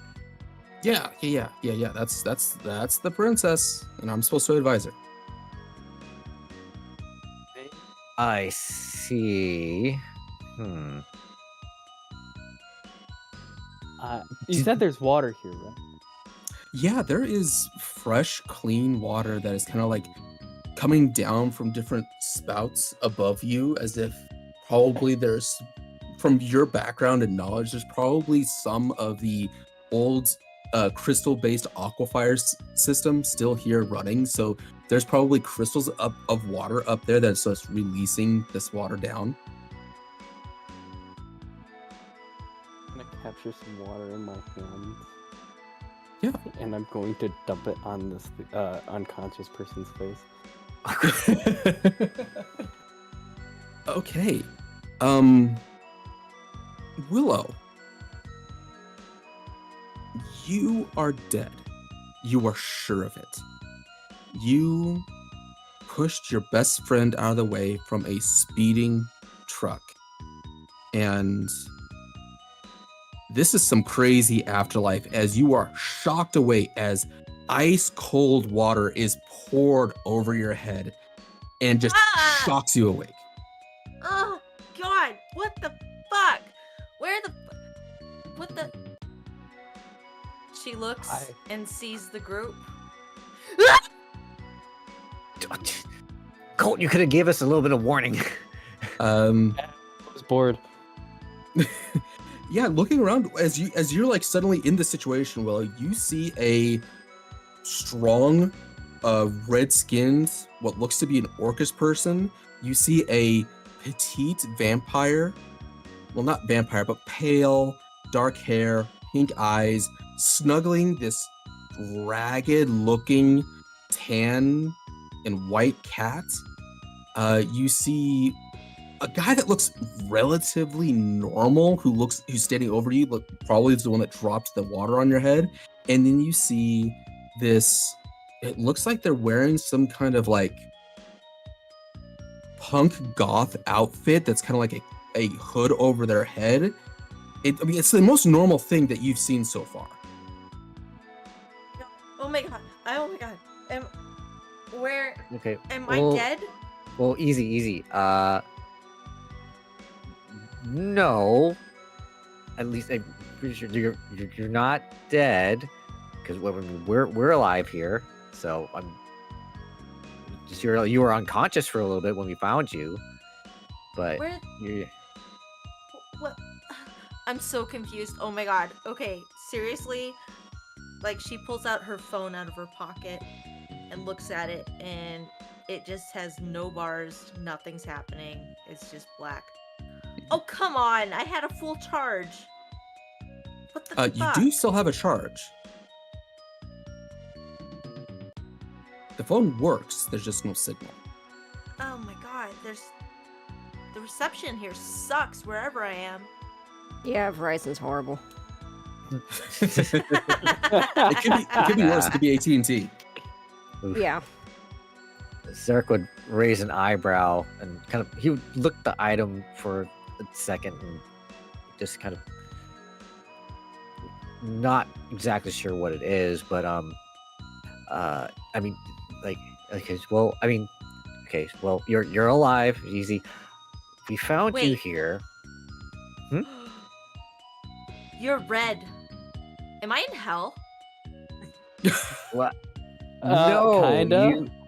Well, this is kind of a barren area, at least maybe not this exact area, but it's around it. Anyways, no, you're not in hell. Like I said, you're alive. Why are you red then? What is going on? Like, I don't get any of this. This is all freaking alien. Was I abducted by aliens? The fuck is an alien? Well, okay. Okay.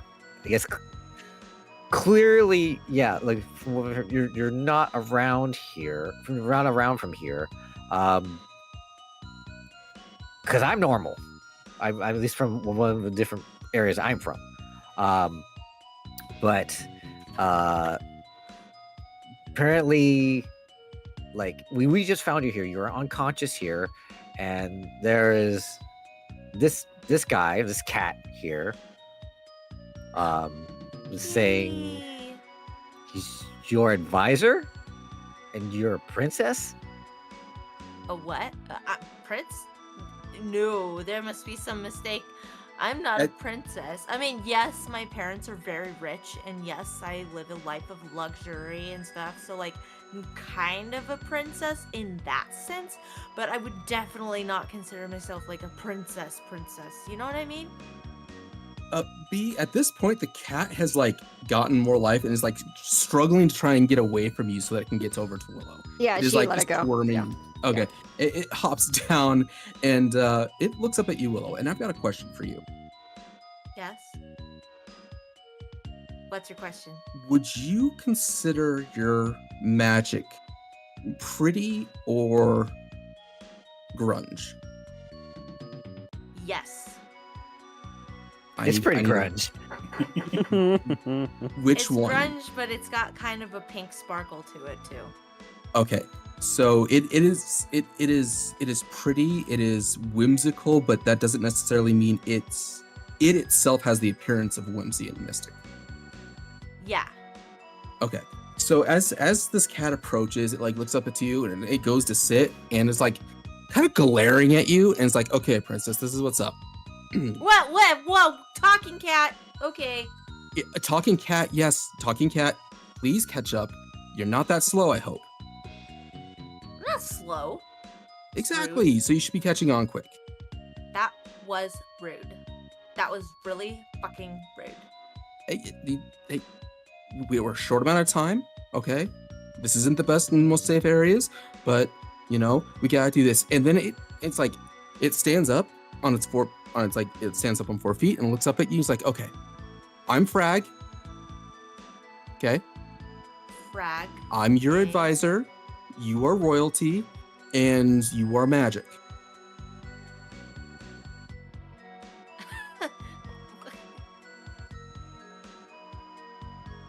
I just got hit by a truck. What is that? You know, a truck? No. Is that like some kind of monster? Well, there are monster trucks, but no, it's not a monster. It's how do you describe a truck to some? It's a moving vehicle that's big and it has a bed in it and it drives. You know what driving is? Colt and Zarek? Was more Colt. This sounds like an airship to you, my man. Airship. No, It it sounds more doesn't. like a carriage to me. This is out of character for me. Oh. No, you can say that completely in character. Yeah, that sounds Like like, it's got- a carriage. Like a big cart or something. Well, It doesn't. from where I'm from, we have these steam locomotives and we have these steam driven carriages. We don't need horses. Oh. All right. I haven't seen one of those yet. I've heard of them. Steam? Funky. Yes. I pull out my pistol and I show the crystals. Like, yeah, I'm able to make steam very simply, and we use it for a lot of things around here. What the frack? Okay. Like I like it seems like it's been established. Like, yeah, you are clearly not around here. And we're trying to figure out we're trying to figure out stuff that's going on in this area. And okay, so question from for both of you. I guess wait, was Frag, right? Yeah. It's right. Mhm. How long have you were you just did you just get here like recently? Like how long have you been like here? I just got here and saw her. Okay, you just got here. Do either of you have like have any notions or anything of like a big pink light? Pink? I remember pink. I remember being surrounded by pink. Zarek would tap his chin. Yeah. There was a big pink beam that almost took out our airship. I'm wondering if it's connected.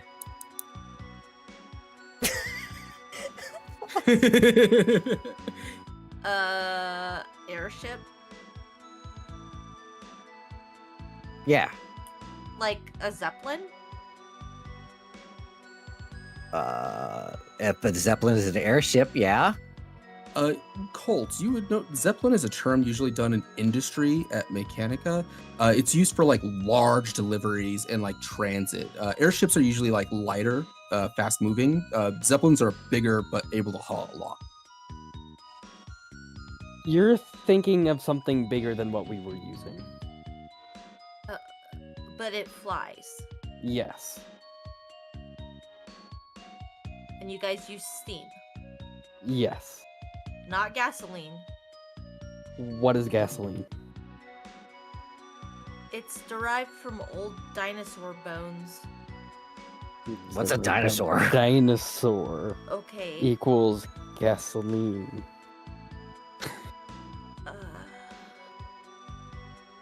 Holy crapazoid. Am I in an isekai? What the hell? Isekai. How do you spell that? I don't know. It's Japanese. What's Japanese? Oh my god. I am getting in hell. This is clearly hell. This We are is getting- clearly... And I'm magic? What in the... I'm magic? What the hell? Like, what? Vitexi, what are you doing as this has happened? Because Beatrice has been watching and was cuddling the cat. What have you been up to? I have been silently staring Willow down. I'm very skeptical about what's going on. Admitting to being part of that pink laser, having some strange, that strange device reminds me of a magic slate. And clearly not from this place.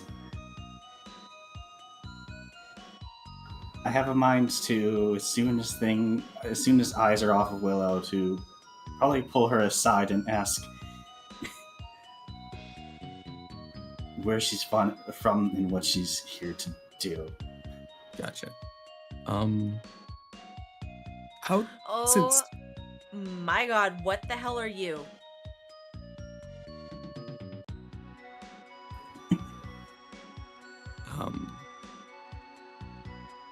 Beatrice, what are you doing at the moment?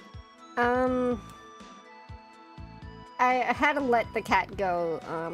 I want to investigate and keep kind of, now that I'm done with, oh my god, kitty, I want to investigate the area. Okay. Yeah. Are you going to be using any magic, or is it just physically investigating? I only have one spell. I don't know how that works. It doesn't necessarily you need to use a spell in this case. You saying that you want to use magic to like feel around, that's something that isn't tied to a specific skill like it is in Pathfinder. You can just, since you have magical ability, you can just do that. Yeah, I'm gonna go ahead and do that. I guess the first thing I would have made sure she is actually not dead. And then I would go and investigate the area around. Sounds good. I'd like a insight And let's do willpower. Insight willpower check.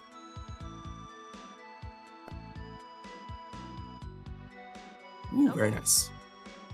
So I will let you know that if you ever roll doubles on a sit with 6s or higher, that is considered a crit in Fabula Ultima.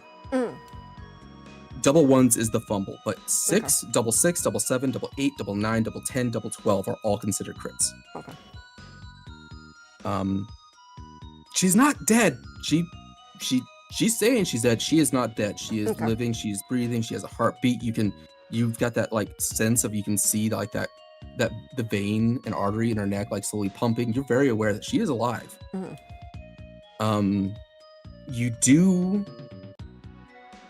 You are feeling things out, and you can feel something getting closer. Something is coming. Something else was attracted to what happened. Okay. It's not undead, but it is at least magically charged in some way, and with your sharp hearing from your senses, it's getting closer. Immediately, Beatrice is. There is some. There's something coming. Literally, the ad is coming. B says that, and Frag immediately looks to Willow. He's like, "Okay, princess, we got no time for this. You're magic. You're here now. You need to start being magic." And he goes and like curls his back and starts to gag and and vomits out a brooch. Ew! Hairball. God, gross. What the fuck? Okay. You said like, grunge. Yeah. So she kind of like picks it up very gingerly, like, okay, what the hell am I supposed to do with this? You pick it up and it changes. It changes into a rod, like a staff, with the brooch itself being on the end of it, like the head of a staff. Whoa.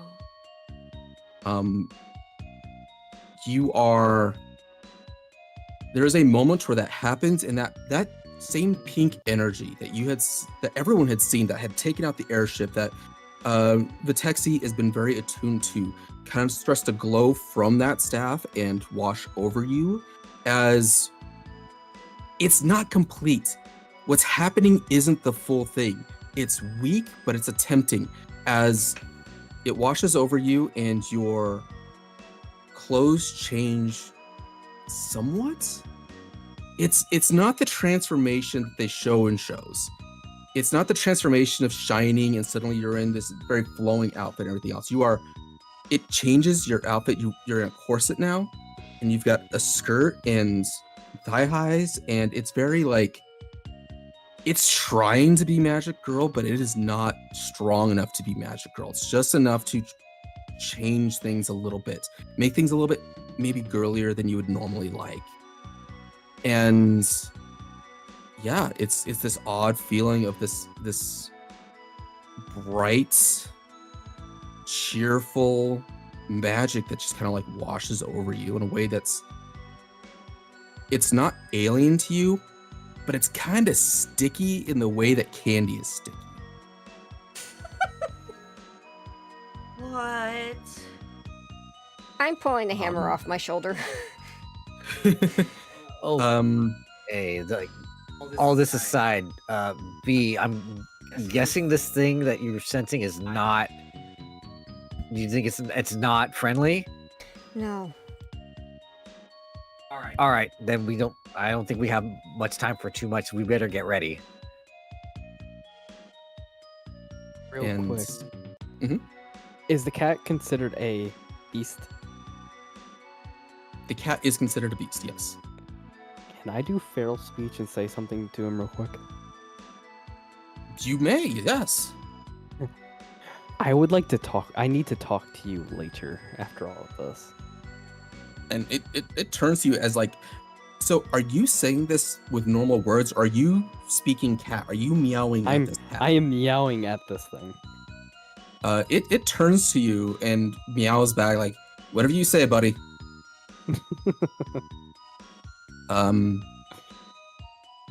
So that happens in front of everyone as panic sets in. As you see this, what comes around the corner is wrong. It has multiple blue eyes. It looks like a canine, but it's a canine in the worst way. It doesn't look right.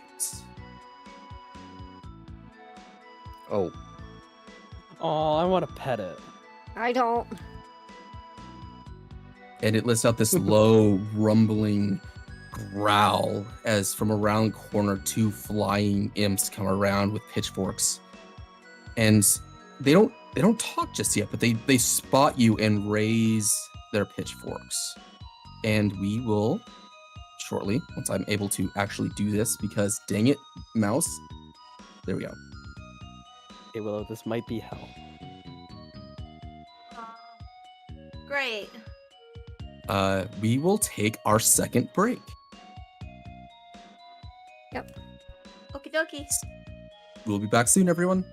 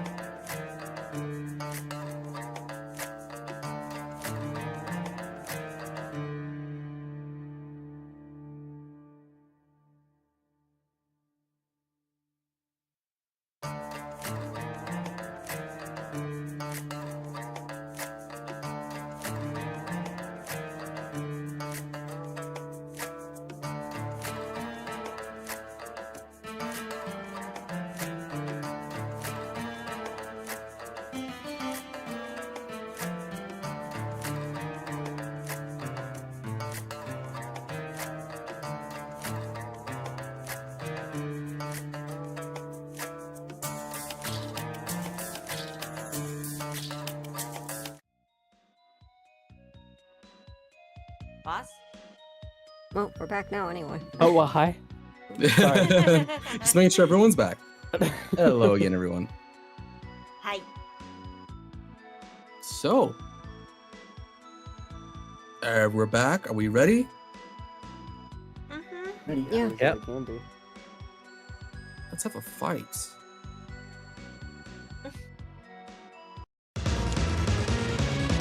Whoa. That wasn't supposed to happen, but hello.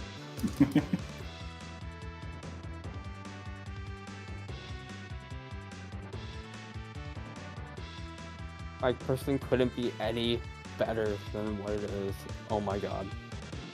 There we go. Got it censored. It looks nice. Very nice, very nice, very nice. Oh, his status Okay. is still on Orc Boy. No, it's not. That is on Willow. Oh, okay. I couldn't tell. Yep, yep, yep. It's a barfy Yeah. face. Yeah, Willow is not feeling the best after dying. So I did die.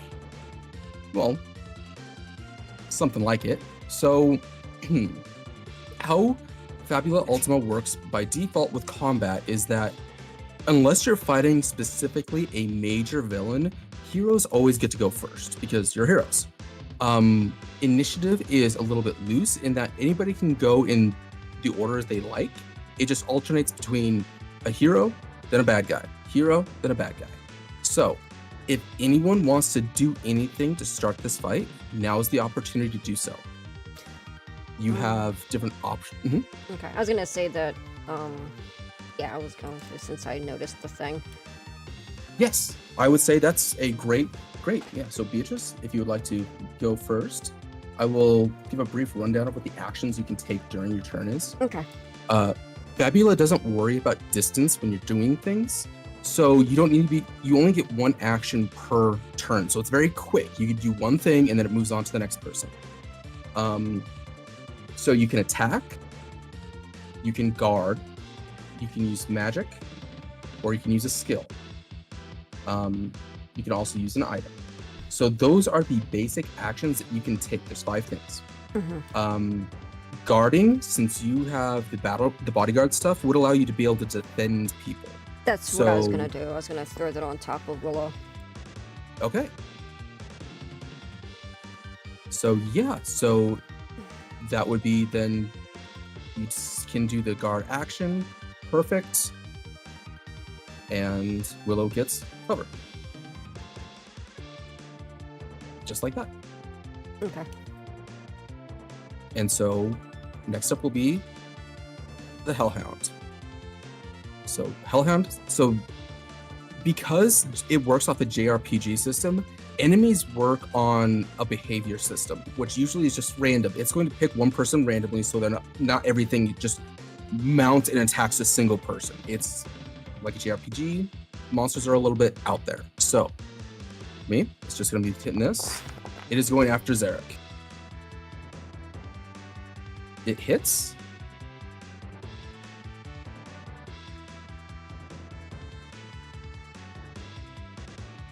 And you got dealt 12 HP.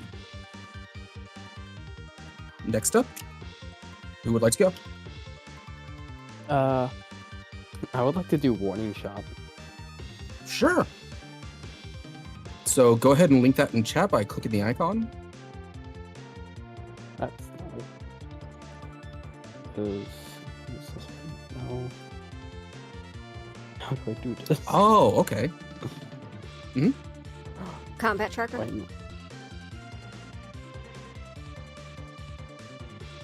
So here, I will link it in chat. It's a one Okay. shot. So when you hit one or more targets with a ranged attack, you can decide to do no damage and instead inflict a status on them. My goal is to status them. Okay, so go ahead and select one and use your gun. Should be just pistol.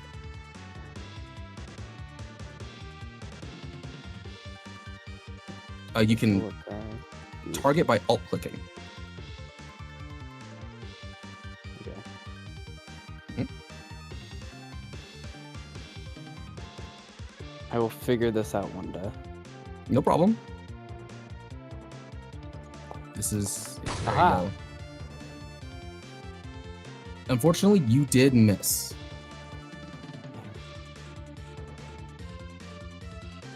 So that would be your turn.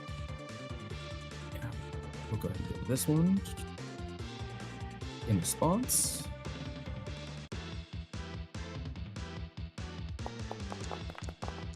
This one after Oh, Beatrice. This fucking sucks.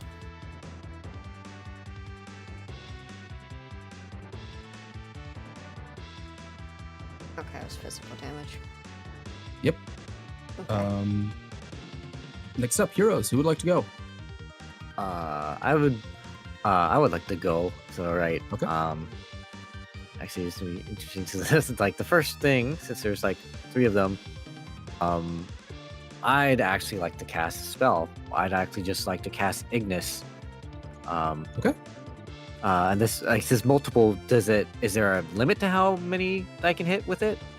No, so it is basically, it costs 10 MP for each one you have selected. So if you target 3 enemies and use Ignits, it'll use it on all of them.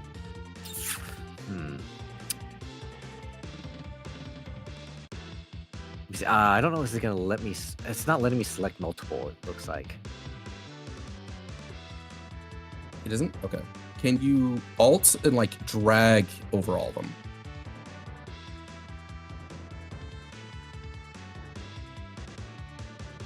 Doesn't seem like it. Okay. Maybe try. What?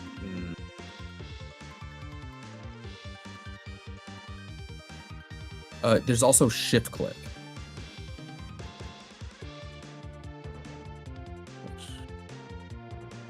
Shift click doesn't seem to like want to select it at all. Okay, so all right.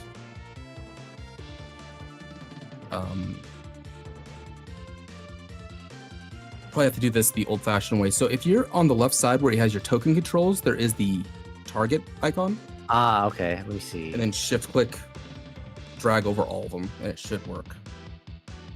I need to check Yeah, out okay. and see what's going on with easy target. There we go. Okay, yeah, I got it now. So like it looks like you have a okay, and then yeah, and yeah, I think we'll just do that. We'll just go all out right now and see if we can hit them with this. Okay. Let me see. Do I just click the icon to use it, or? Yeah. It'll post it in chat. You did 30 points. Hit all 3 of them. Dang. You spent the mana. Fantastic. Yeah, basically that.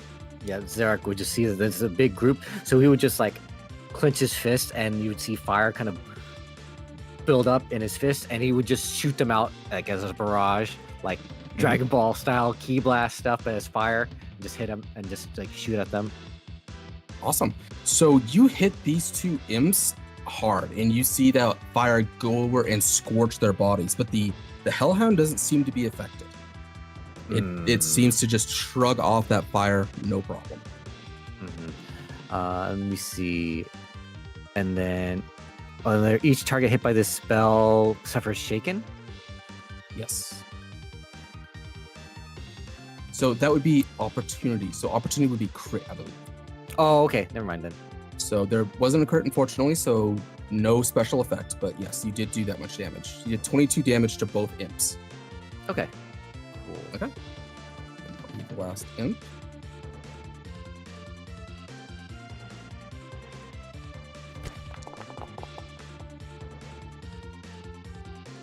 And then after Beatrice.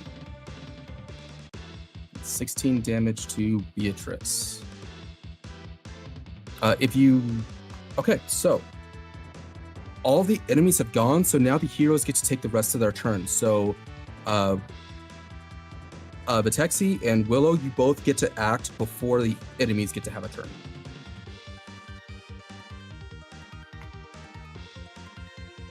I would like to use Encourage on Beatrix. Okay. So let's So- see. Post it in. So target Beatrice and then hit the icon. Okay.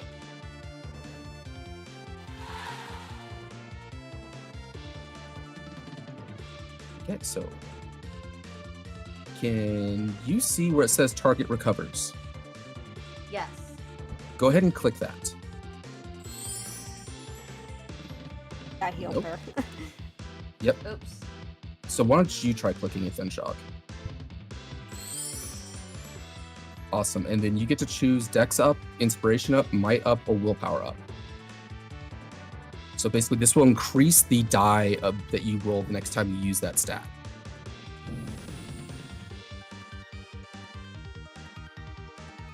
Awesome.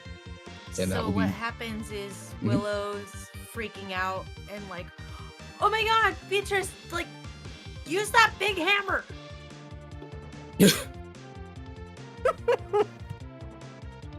So what I'll say is that you say this, and that tip of the rod where that brooch went kind of gives out this like almost like a ripple, like what you see when a drop of water goes into a water, and it ripples out and just has these little pink echoes as it happens. And you declare that you focus on her, you're worried about her, and there is that sticky, almost sweet, caring magic that kind of washes over Beatrice very, very briefly, but she can feel those wounds that those imps inflicted start to close.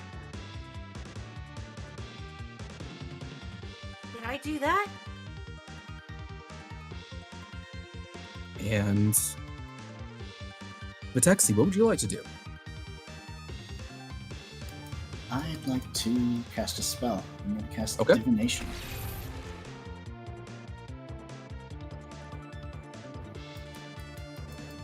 It doesn't do anything right this moment, but the next time... Oh, so basically you get to force somebody to reroll. Yes. Okay. And it's any creature you see, so let me look real quick. Nope, that wasn't supposed to go on Beatrice.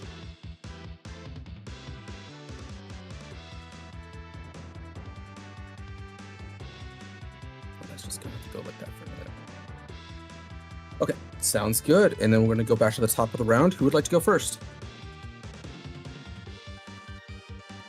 Again, it's in any order. So basically we've gone through initiative on both sides. We go back to the top, which is heroes first. So you get to have a third turn. So, and anyone's able to act now.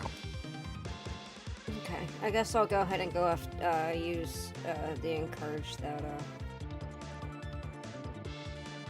Willow Okay. used. Sure.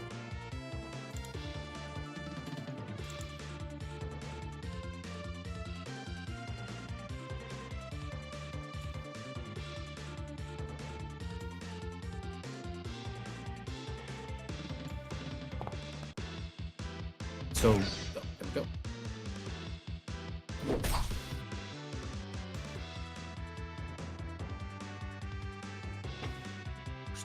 I'm going to say re-roll that.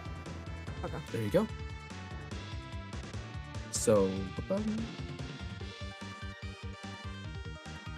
Has to be both dice, unfortunately. Can't keep No, the it's 7. fine. so go ahead and do the action again, and I will refund your HP. Okay.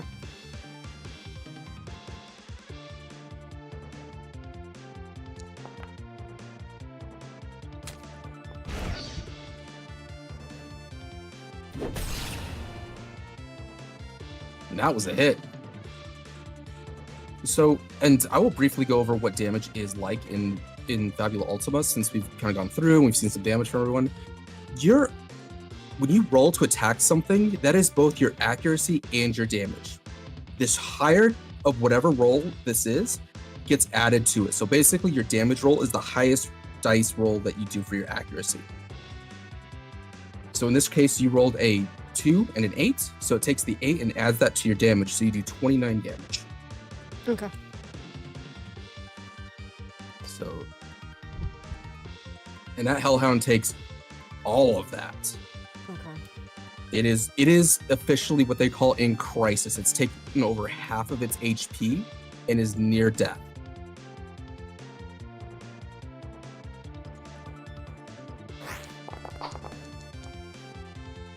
It lashes out at Colt in response and misses. Who would like to go next? I think at this point, after that big hit to the Hellhound from Beatrix, like Zarek's gonna follow up and he's gonna rush in, and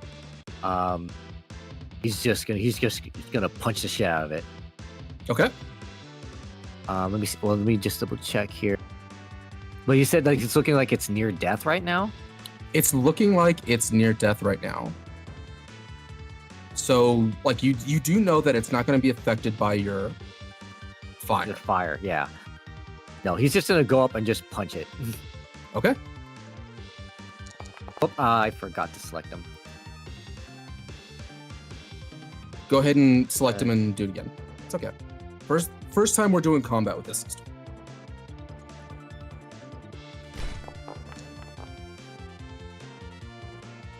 Okay, that's a hit. So you deal 7 plus your 6 modifiers, so you deal 13 damage to it. It is very close to death. Imp gets to go next. Goes after Vitex. Ooh, that's a rough hit. I'm gonna tell it to. I'm gonna say re-roll that.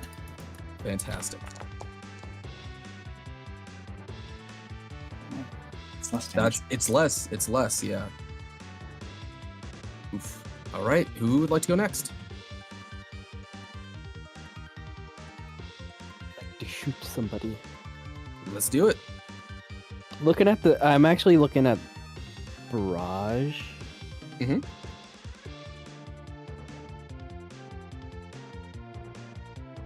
So basically, doing that will spend mind points to either attack multiple things or attack something twice.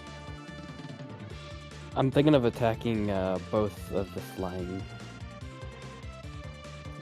turds. Oh, I'm sorry. Not both of them. It basically makes it to where you fire 2 shots in one action.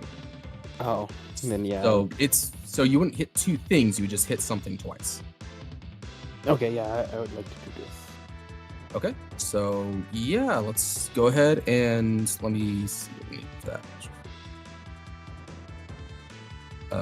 On the pistol. Oh, I did not mean to force that roll. Good to know. I'm gonna. Who did I just shoot? You shot at the taxi because I hit the wrong button. So let me refund your MP, Sorry. and I'll Oh. explain what you need to do to get it to work. Huh? Hey, Raiders, welcome. Hey, Raiders. Hi, Raiders. Welcome. So yeah, go ahead and where the actual skill Barrage, click the icon on it. It should post it in chat, and you should do the full action. So you automatically spent 10 MP. You attack. Automatically does the damage. Ah. Kick these out. Boom, lost 17 HP. I'm able, and it says it shoots it twice, right? I'm trying to remember what multi one is. Yes, it does have the base, the HR. Correct me if I'm wrong, Cloud, does that have the multi built into it for that shot? Gosh,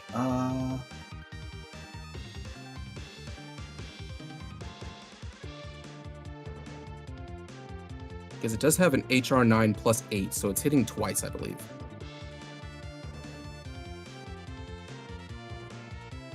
I'm not so sure on that one. I haven't looked too much into Yes. sharpshooter. Nope. So actually, it hits a second time. That's good to know. Boom. And it is dead. Headshot that little fucker. There you go, Nice. headshot. So, he's dead. So, who would like to go next? You just killed the other imp that was going to go, so you guys get, I believe, 4 actions in a row now. So, who would like to go? Still have Willow and Vitexi. I wouldn't mind taking a swing at the imp since I can actually reach it. Sure.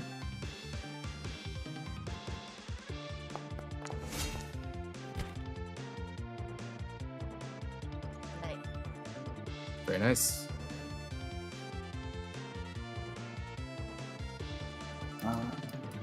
I just fling my hammer, which I'm not necessarily carrying. It's just kind of floating nearby my hand. Mhm. And they flick above my wrist. It just careens through the air and smashes into the moon. Fantastic. Takes that 14. There we go. Willow, what would you like to do? I have Every- a question. Mhm. Can they hear and understand me? Are they beasts or what are they? You don't know. If you want, you could take the study action to find out. But then that would take my turn, right? Yes, it would. They're almost dead. You do see that the demons do not have mouths, and the dog is growling at you. Okay, so my skills won't work on it. I mean, it can probably understand you. It just can't talk back to you. Oh, okay. I'm going to condemn the imp. Okay. So go ahead and target it and use your orator. So let's see. So yeah, go ahead and condemn it. So click on perform.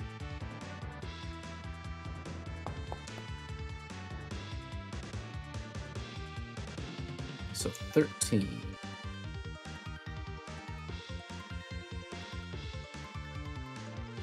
So yeah, that certainly hits. So boom. Describe your accusations on it. Say, you stupid floating bastard! Just get out of here! And would you like it to be dazed or shaken? What's the difference again? So, dazed reduces their insight, shaken reduces their willpower. Lower their willpower. Okay. Very good. Now, who would like to go next? This is the end of the round, so everyone can take an action. I'll go ahead and try to end this dog. Okay.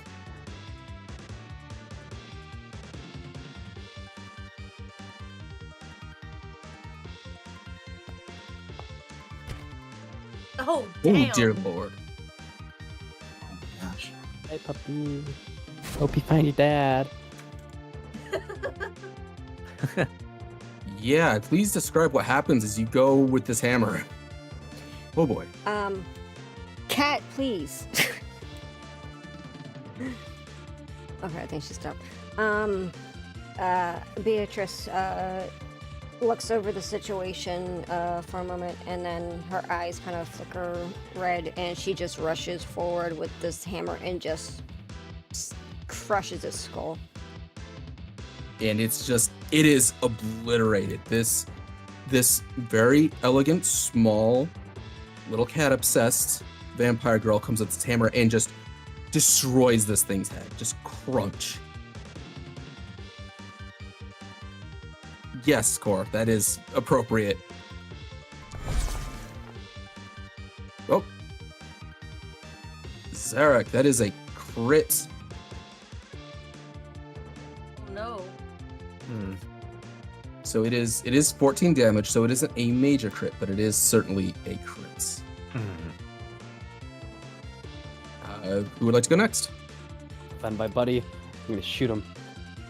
All right. Does the imp get an opportunity?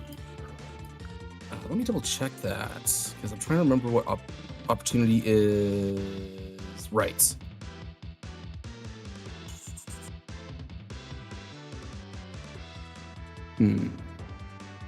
Sorry, this is the first time we've done an opportunity, so I gotta think about that for one brief moment.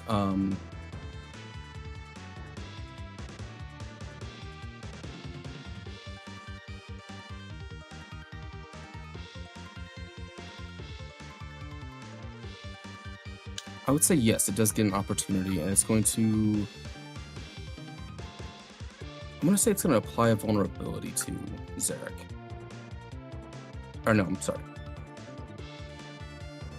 I'm going to say no at the moment because I was not prepared to go for that because I completely spaced that was part of the crit system. So I'm going to say no to an opportunity right now. But thank you. Actually, thank you. Let me look at it. So, no, I'm going to say he's going to apply weak to Zarek. There we go. Okay. So, who would like to go next? I never really took my shot, so I was waiting for you guys to finish. Yep, please go ahead. Fuck. Hit. Can I redo that? Why? What were you... Oh, I was like, I want to shoot him with my... Oh, did that hit? Yeah, that hit. Oh, I got a 0 and a 1. Zeros are 10s. Oh, is that what that is? Oh, okay. Yeah. So you hit it. You rolled a 12, you hit, and so it adds the 10 to your damage. Oh, okay. Never mind. And it is dead. I said hunter for a reason. Another headshot. And that's the end of combat. So, okay.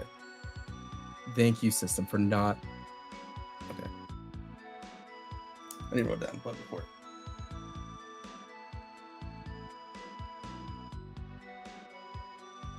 Okay. Is that all of them? Right, thank you. I think so. Yeah, Zarek's kind of like rubbing like his shoulders and everything. Like, you know, took a few hits there.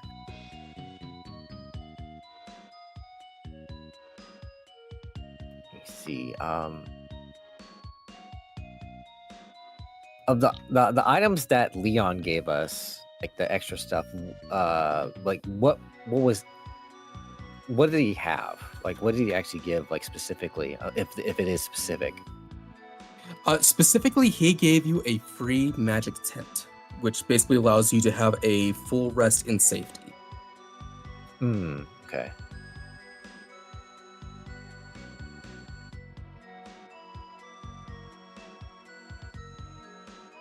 Well, that was certainly a thing. Everybody okay?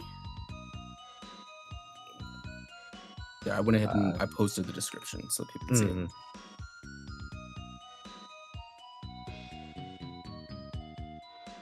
Like, yeah, got a few hits on me. I think I'm all right for right now, but yeah, not the greatest though. I'm around half health. I'm trying to figure out what this is. Like, I took a skill, it's called Fortress. I don't fully understand. Is that a persistent thing? I don't... Yeah, you just passively always have more HP. So that's like okay. just a passive buff that you get. So instead of having what is it about? Instead of having 64 HP, you have 68 HP, and that improves every time you put something into it. Okay, I kind of wish that they would light the passives a different color. That's fair. I'm sorry, what was it? Is Zarak the most damaged here?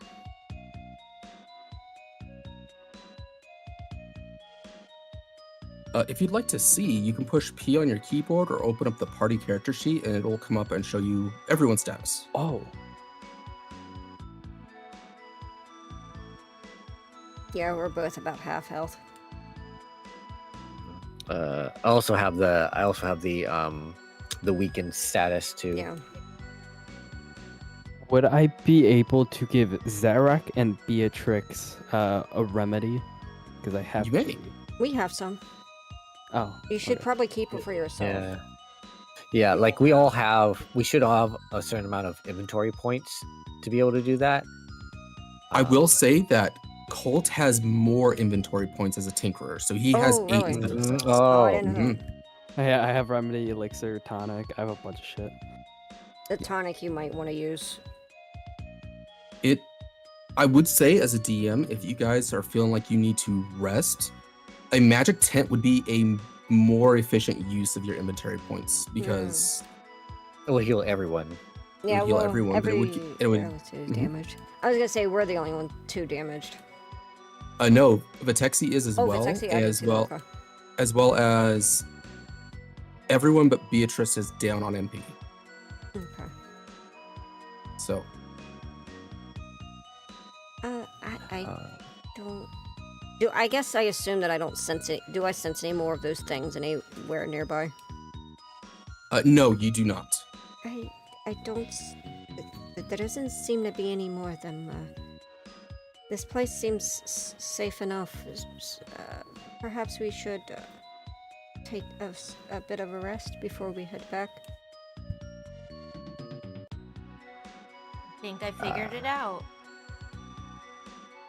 I'm in a coma, and this is a weird dream. Why would this be a dream? Why would you dream this? No. The Just guy's let like her sitting there think. looking at you. I have weird dreams all the time. Not this vivid, though.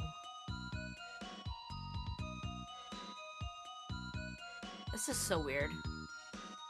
She instinctively pulls out her phone to start texting someone and can't. So she gets mad and puts it back in her pocket. What is that device you have? It's a phone. Don't you guys have phones here? Phone. How does this phone work?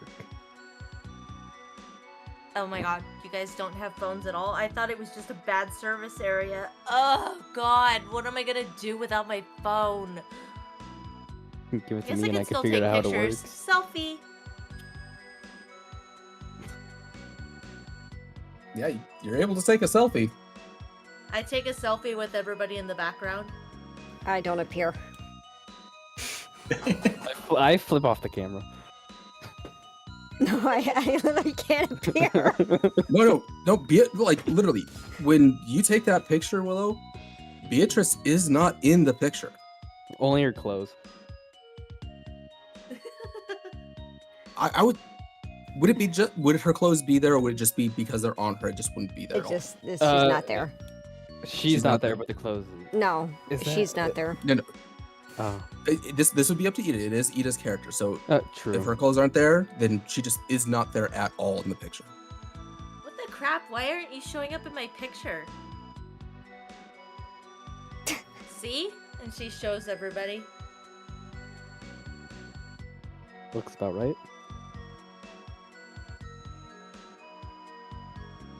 That, Where are you what? from? How's that even work? What? I don't know how it works. It just does stuff. Make a cross at that thing because that's totally witchcraft. I I want to smash it with my hammer at this point. Sort of magic is that? I want to make one. Bea is got her hammer out, like ready to smash that phone. No, smashy the phone. No. She Okay, I grabs think- it and puts it back in her pocket really quick. I think after all that, maybe, and I think temperature's still a little bit high, maybe we should take a bit to just rest and calm down. B hisses at the phone.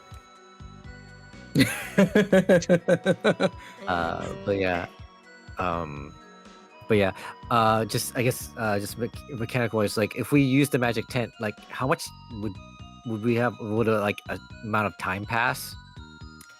It would be considered to be a rest. It would be basically resting overnight. It would give you guys a chance to do camping abilities if you'd like, as well as establish your first bonds. So do we want to take the rest now and basically go to the next day? Is that what do people want to do, or do we want to try to get back to? I was about to say Sid. Do we want to get back to Leon? Or I thought actually, Leon was with us. No, he's at the ship still. He's working to get it up and going so you guys can get the hell out of there. But actually, we haven't really investigated this area that much yet. Like, we were going to, and then we kind of got stopped. I guess my vote would be to rest before we continue, because if we get into another fight right now, it might not go very well. Would go with a rest too. Okay. So, am feeling a little bit tired.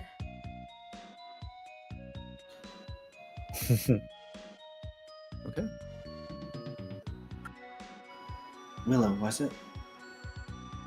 Yeah. Over here for a moment. Okay, sure. She goes over.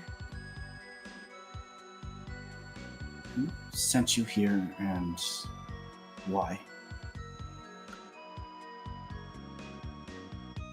I wasn't sent by anyone that I know of. I don't really know why I'm here. Like, I don't know why I'm here. Like, I don't understand any of this. I don't get why you guys don't know what a truck is or a phone or, like... I mean, it's like I'm in some kind of weird alternate dimension or something where, like, my stuff doesn't work and and what is this? Like, what's up with my clothes and this staff thing and a talking cat and that thing with one eye? I mean, sorry. That's me, and Yeah, what's up with that? I'm from another place too. Oh, you are? Well, we're not from the same other place, I don't think. Probably not. Glare kind of... my glare kind of softens a bit. Not that you'd be able to immediately tell. Okay.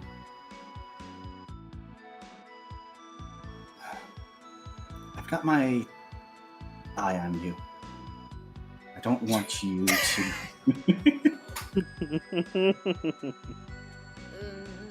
I don't know how else I was supposed to say that. No, it's fantastic. Well, okay. I've got both my eyes on all of you because I don't know what's going on. Those things jumped us and tried to kill us, and all of a sudden, like, I say things and things happen, and the staff starts glowing and doing crazy shit, and I need a minute. I need, like, she goes and just kind of stands over where she was laying down before.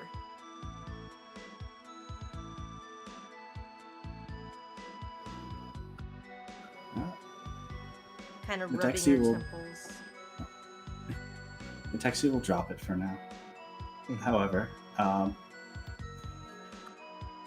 just because I think it will be fun, I will form a bond over this rest. Okay. I'm going to form a bond with Willow of mistrust. Okay. So I'm going to hit rest for everyone. So what this means is that everyone, since this is your first resting camping scene, during rest you have the opportunity of forming a bond. This doesn't have to be a two-way street, but you are able to form bonds with each other or with something else that you have a strong emotion to, positive or negative, like the Texie having a mistrusting bond towards Willow. So each person is able to make a bond if they'd like tonight. I want to make a bond with the kitty. Okay. So yeah, I gotta remember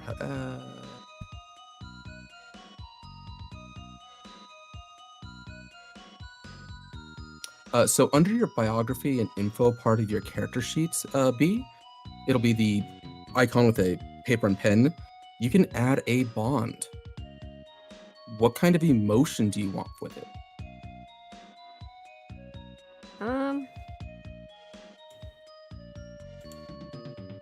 Affection. Okay. So you would Yeah. basically in the first box you would say what this bond is with, and then you get to choose from those three drop downs, choose one of the emotions, and that will mean you have that bond. What is the cat's name again? It is frag. Frag, like frag grenade. Okay, there you go. Yep. Affection 1. Okay. Who's next?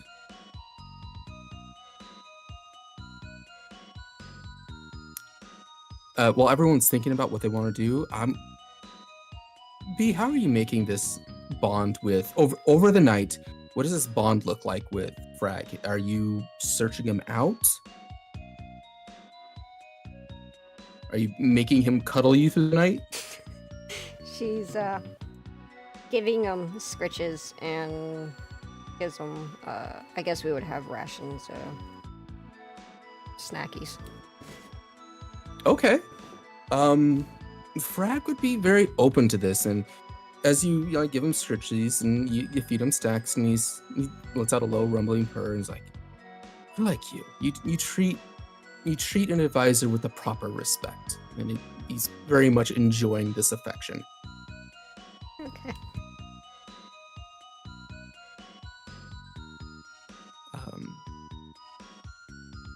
Willow, Colt, and Zarak, do you want to form a bond tonight with whatever you'd like? I think Willow is gonna gravitate towards Colt just because he's the most similar to her. Mm-hmm. And it's a bond of uneasy trust. Okay. Like camaraderie, but very mild. That's perfectly fine. So yeah, go to your character sheets, go to the pen and paper icon, and click on bonds. Okay, character sheet, pen and paper. I don't see it. It should be a plus bonds. It should be under your identity, theme, and origin. Bonds. Oh, okay. See bonds. And I don't see a plus sign or anything. It just says bonds and it's blank and there's no little thingy on it. Okay, so you're on the wrong thing. You need to go to the pen and paper, the biography and info button. Oh, okay. I see it.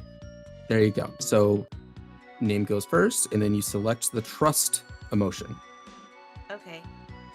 So Colt.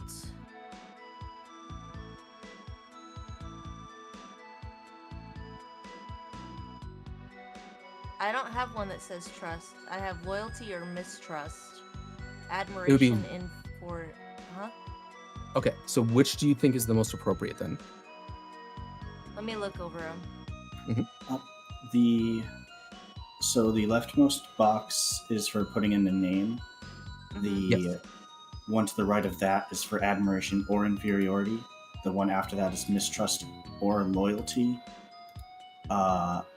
And then you got affection or hatred. Oh yeah, I guess there isn't trust. It'd be loyalty is the might be closest. Yeah. Okay. Okay. And Colt, what is your bond going to be? It doesn't have to be a two-way street. It doesn't. What? Oh no, I said I bonded with my gun. You can bond with your gun. If you have a strong affection towards your inventions and wanting to like rely on them and knowing that they are trustworthy things, you can have bonds with things that aren't people. You can have bonds with a nation. You can have a bond with a idea. You can have bonds with many things. So if you want to have one of the bonds with your weaponry or your technology or your gun, it just has to be able to fit in with your and to describe it.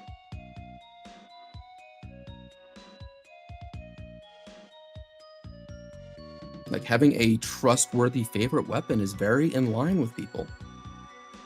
Oh, I was gonna do loyalty. Okay. Oh no, trustworthy makes more sense then. I mean, loyalty would be the closest to trustworthy. Yeah. Like you're loyal to using this gun and this gun only, for example. Oh, I can't do that. I'm gonna start making a new one. Oh, well, that would mean breaking your bonds. Like that's something to think about. It's something that does apply with characters and how your character changes and grows. Completely appropriate. I'm gonna do affection. Okay. Because it's my first gun. I like that.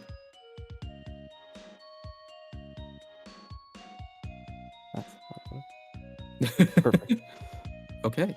So, Willow, please describe the moment where you start getting that, like, at least like trusting, having a sense of loyalty to like rely on Colts. When does that moment happen?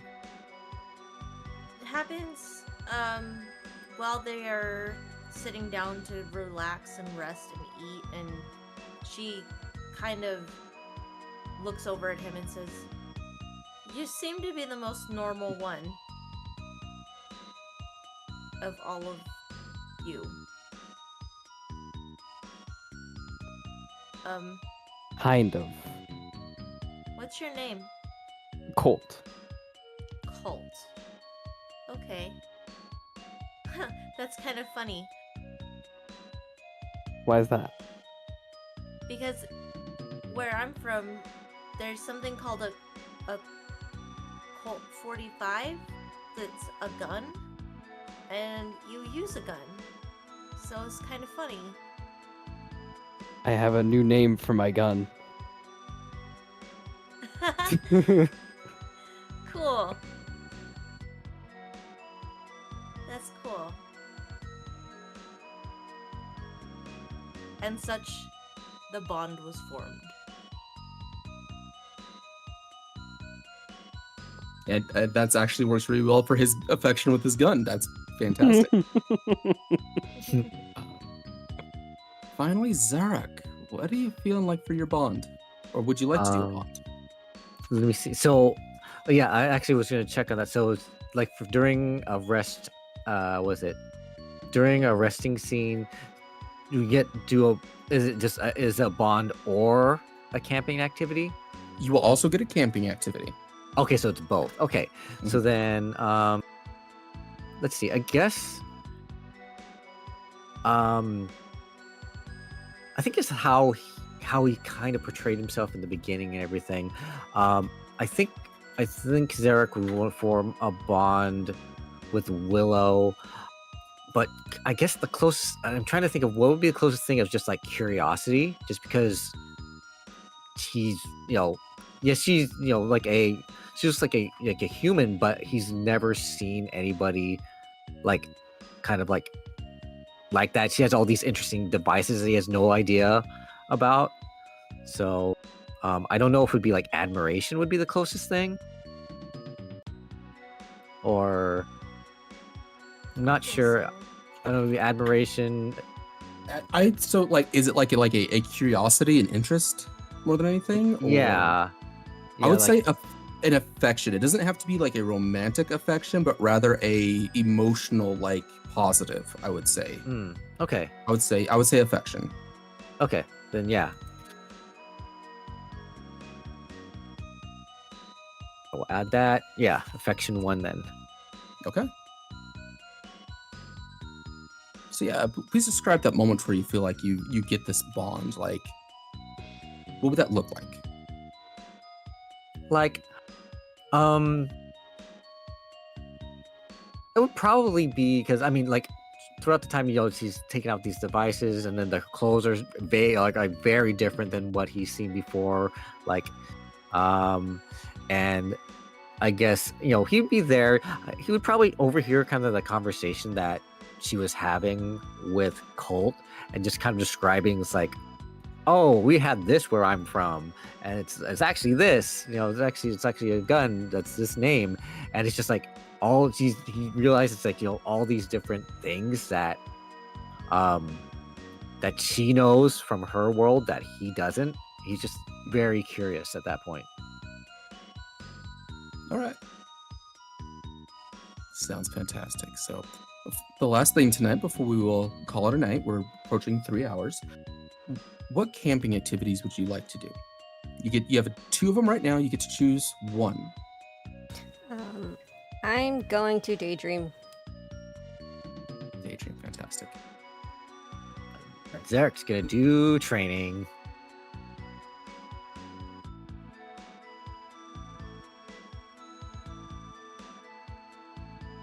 Let me see. Training, okay. Let me click mine too. Yeah. I can find it. It is under features, and then camping activity. Awesome. What? Mhm. I have 2, Yes. and I don't really understand them. These are the ones. Okay, so you picked these. If you end up wanting to change them, that's fine. But so double portion is basically means that during your resting scene, you are making sure that somebody eats very well tonight. Basically, you're having a caring for them. You picked things that were very much buffing other people. So double portion is literally making sure someone gets a full meal at night. They get more than they're like necessarily they're helping, and that effect is that the next time they would heal, they double that healing. Okay. And magic lesson is basically you get to grant one person one of your spells once. See, I would love to do that one, but it kind of makes no sense narratively because she doesn't even know what she can do. So I was hoping to do, instead of either of those, like a deep conversation with Frag to figure out, like, training of some kind. But I don't have that as one of my choices, so I don't know what to do. So you don't have to do a camping action. If you don't think it's appropriate for your character at the moment, you can always just pass on it, and that's okay. Narratively, I think it would probably be good to build up into these things, so I don't see a problem with that, but again, it's up to you. Okay, I'm gonna pass. Okay.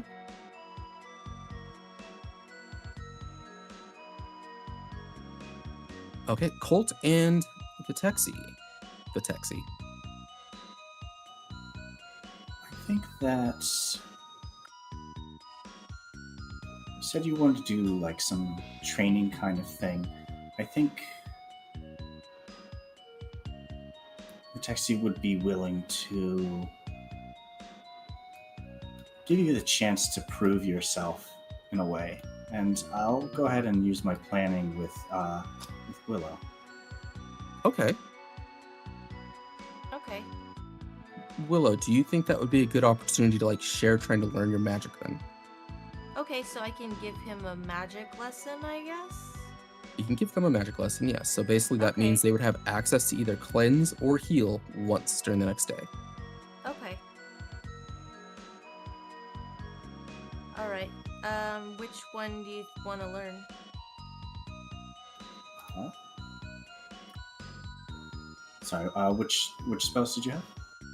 Cleanse and... what's the other one? Heal. Heal. So So- cleanse is recovering status effects, and heal is recovering HP. I think cleanse. Okay. Okay. Make notes on all of that. All right, Colt, what would you like to do? I want to start a project, but I don't know if I should do Camp Forge or Midnight Oil. So you currently don't have a project that you're working on, so Midnight Oil wouldn't be effective. Okay, because like I you could want to. Start a project if you like, and I just need to open up those rules to be able to double check them. Yeah, I want to start the project of the weapon I was talking about last time. Oh, okay. So, all right. So that we need to get a project going for you. So I will make a note of that. Colts weapon projects. Okay. And other than that, I'll just rest. Yep. Well, everyone gets to rest. So this will be just describing like what you did on your free time personally. So, okay. One moment, please. Training cleanse. Taxi.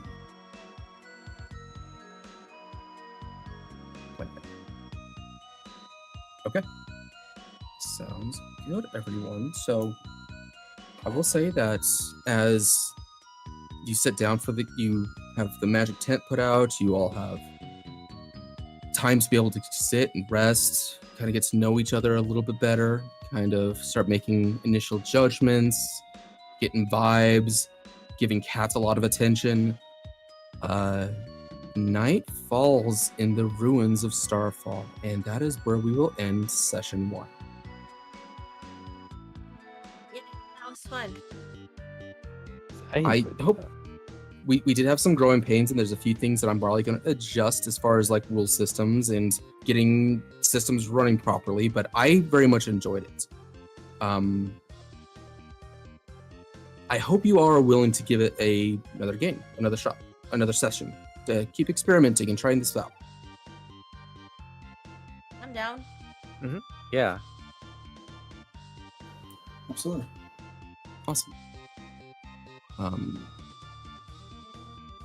I know Core is working on the 17th, so next game can either be the 10th or the 24th, depending on availability. I can't do the 10th. I'm doing my birthday stream.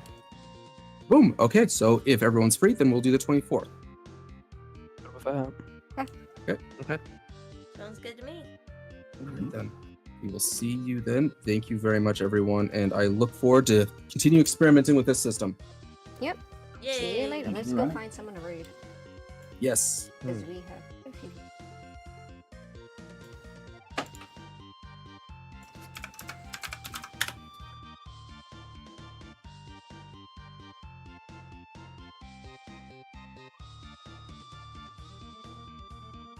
Yeah, I'm gonna go and be on the goodbye screen, but we'll raid out folks, so don't go anywhere.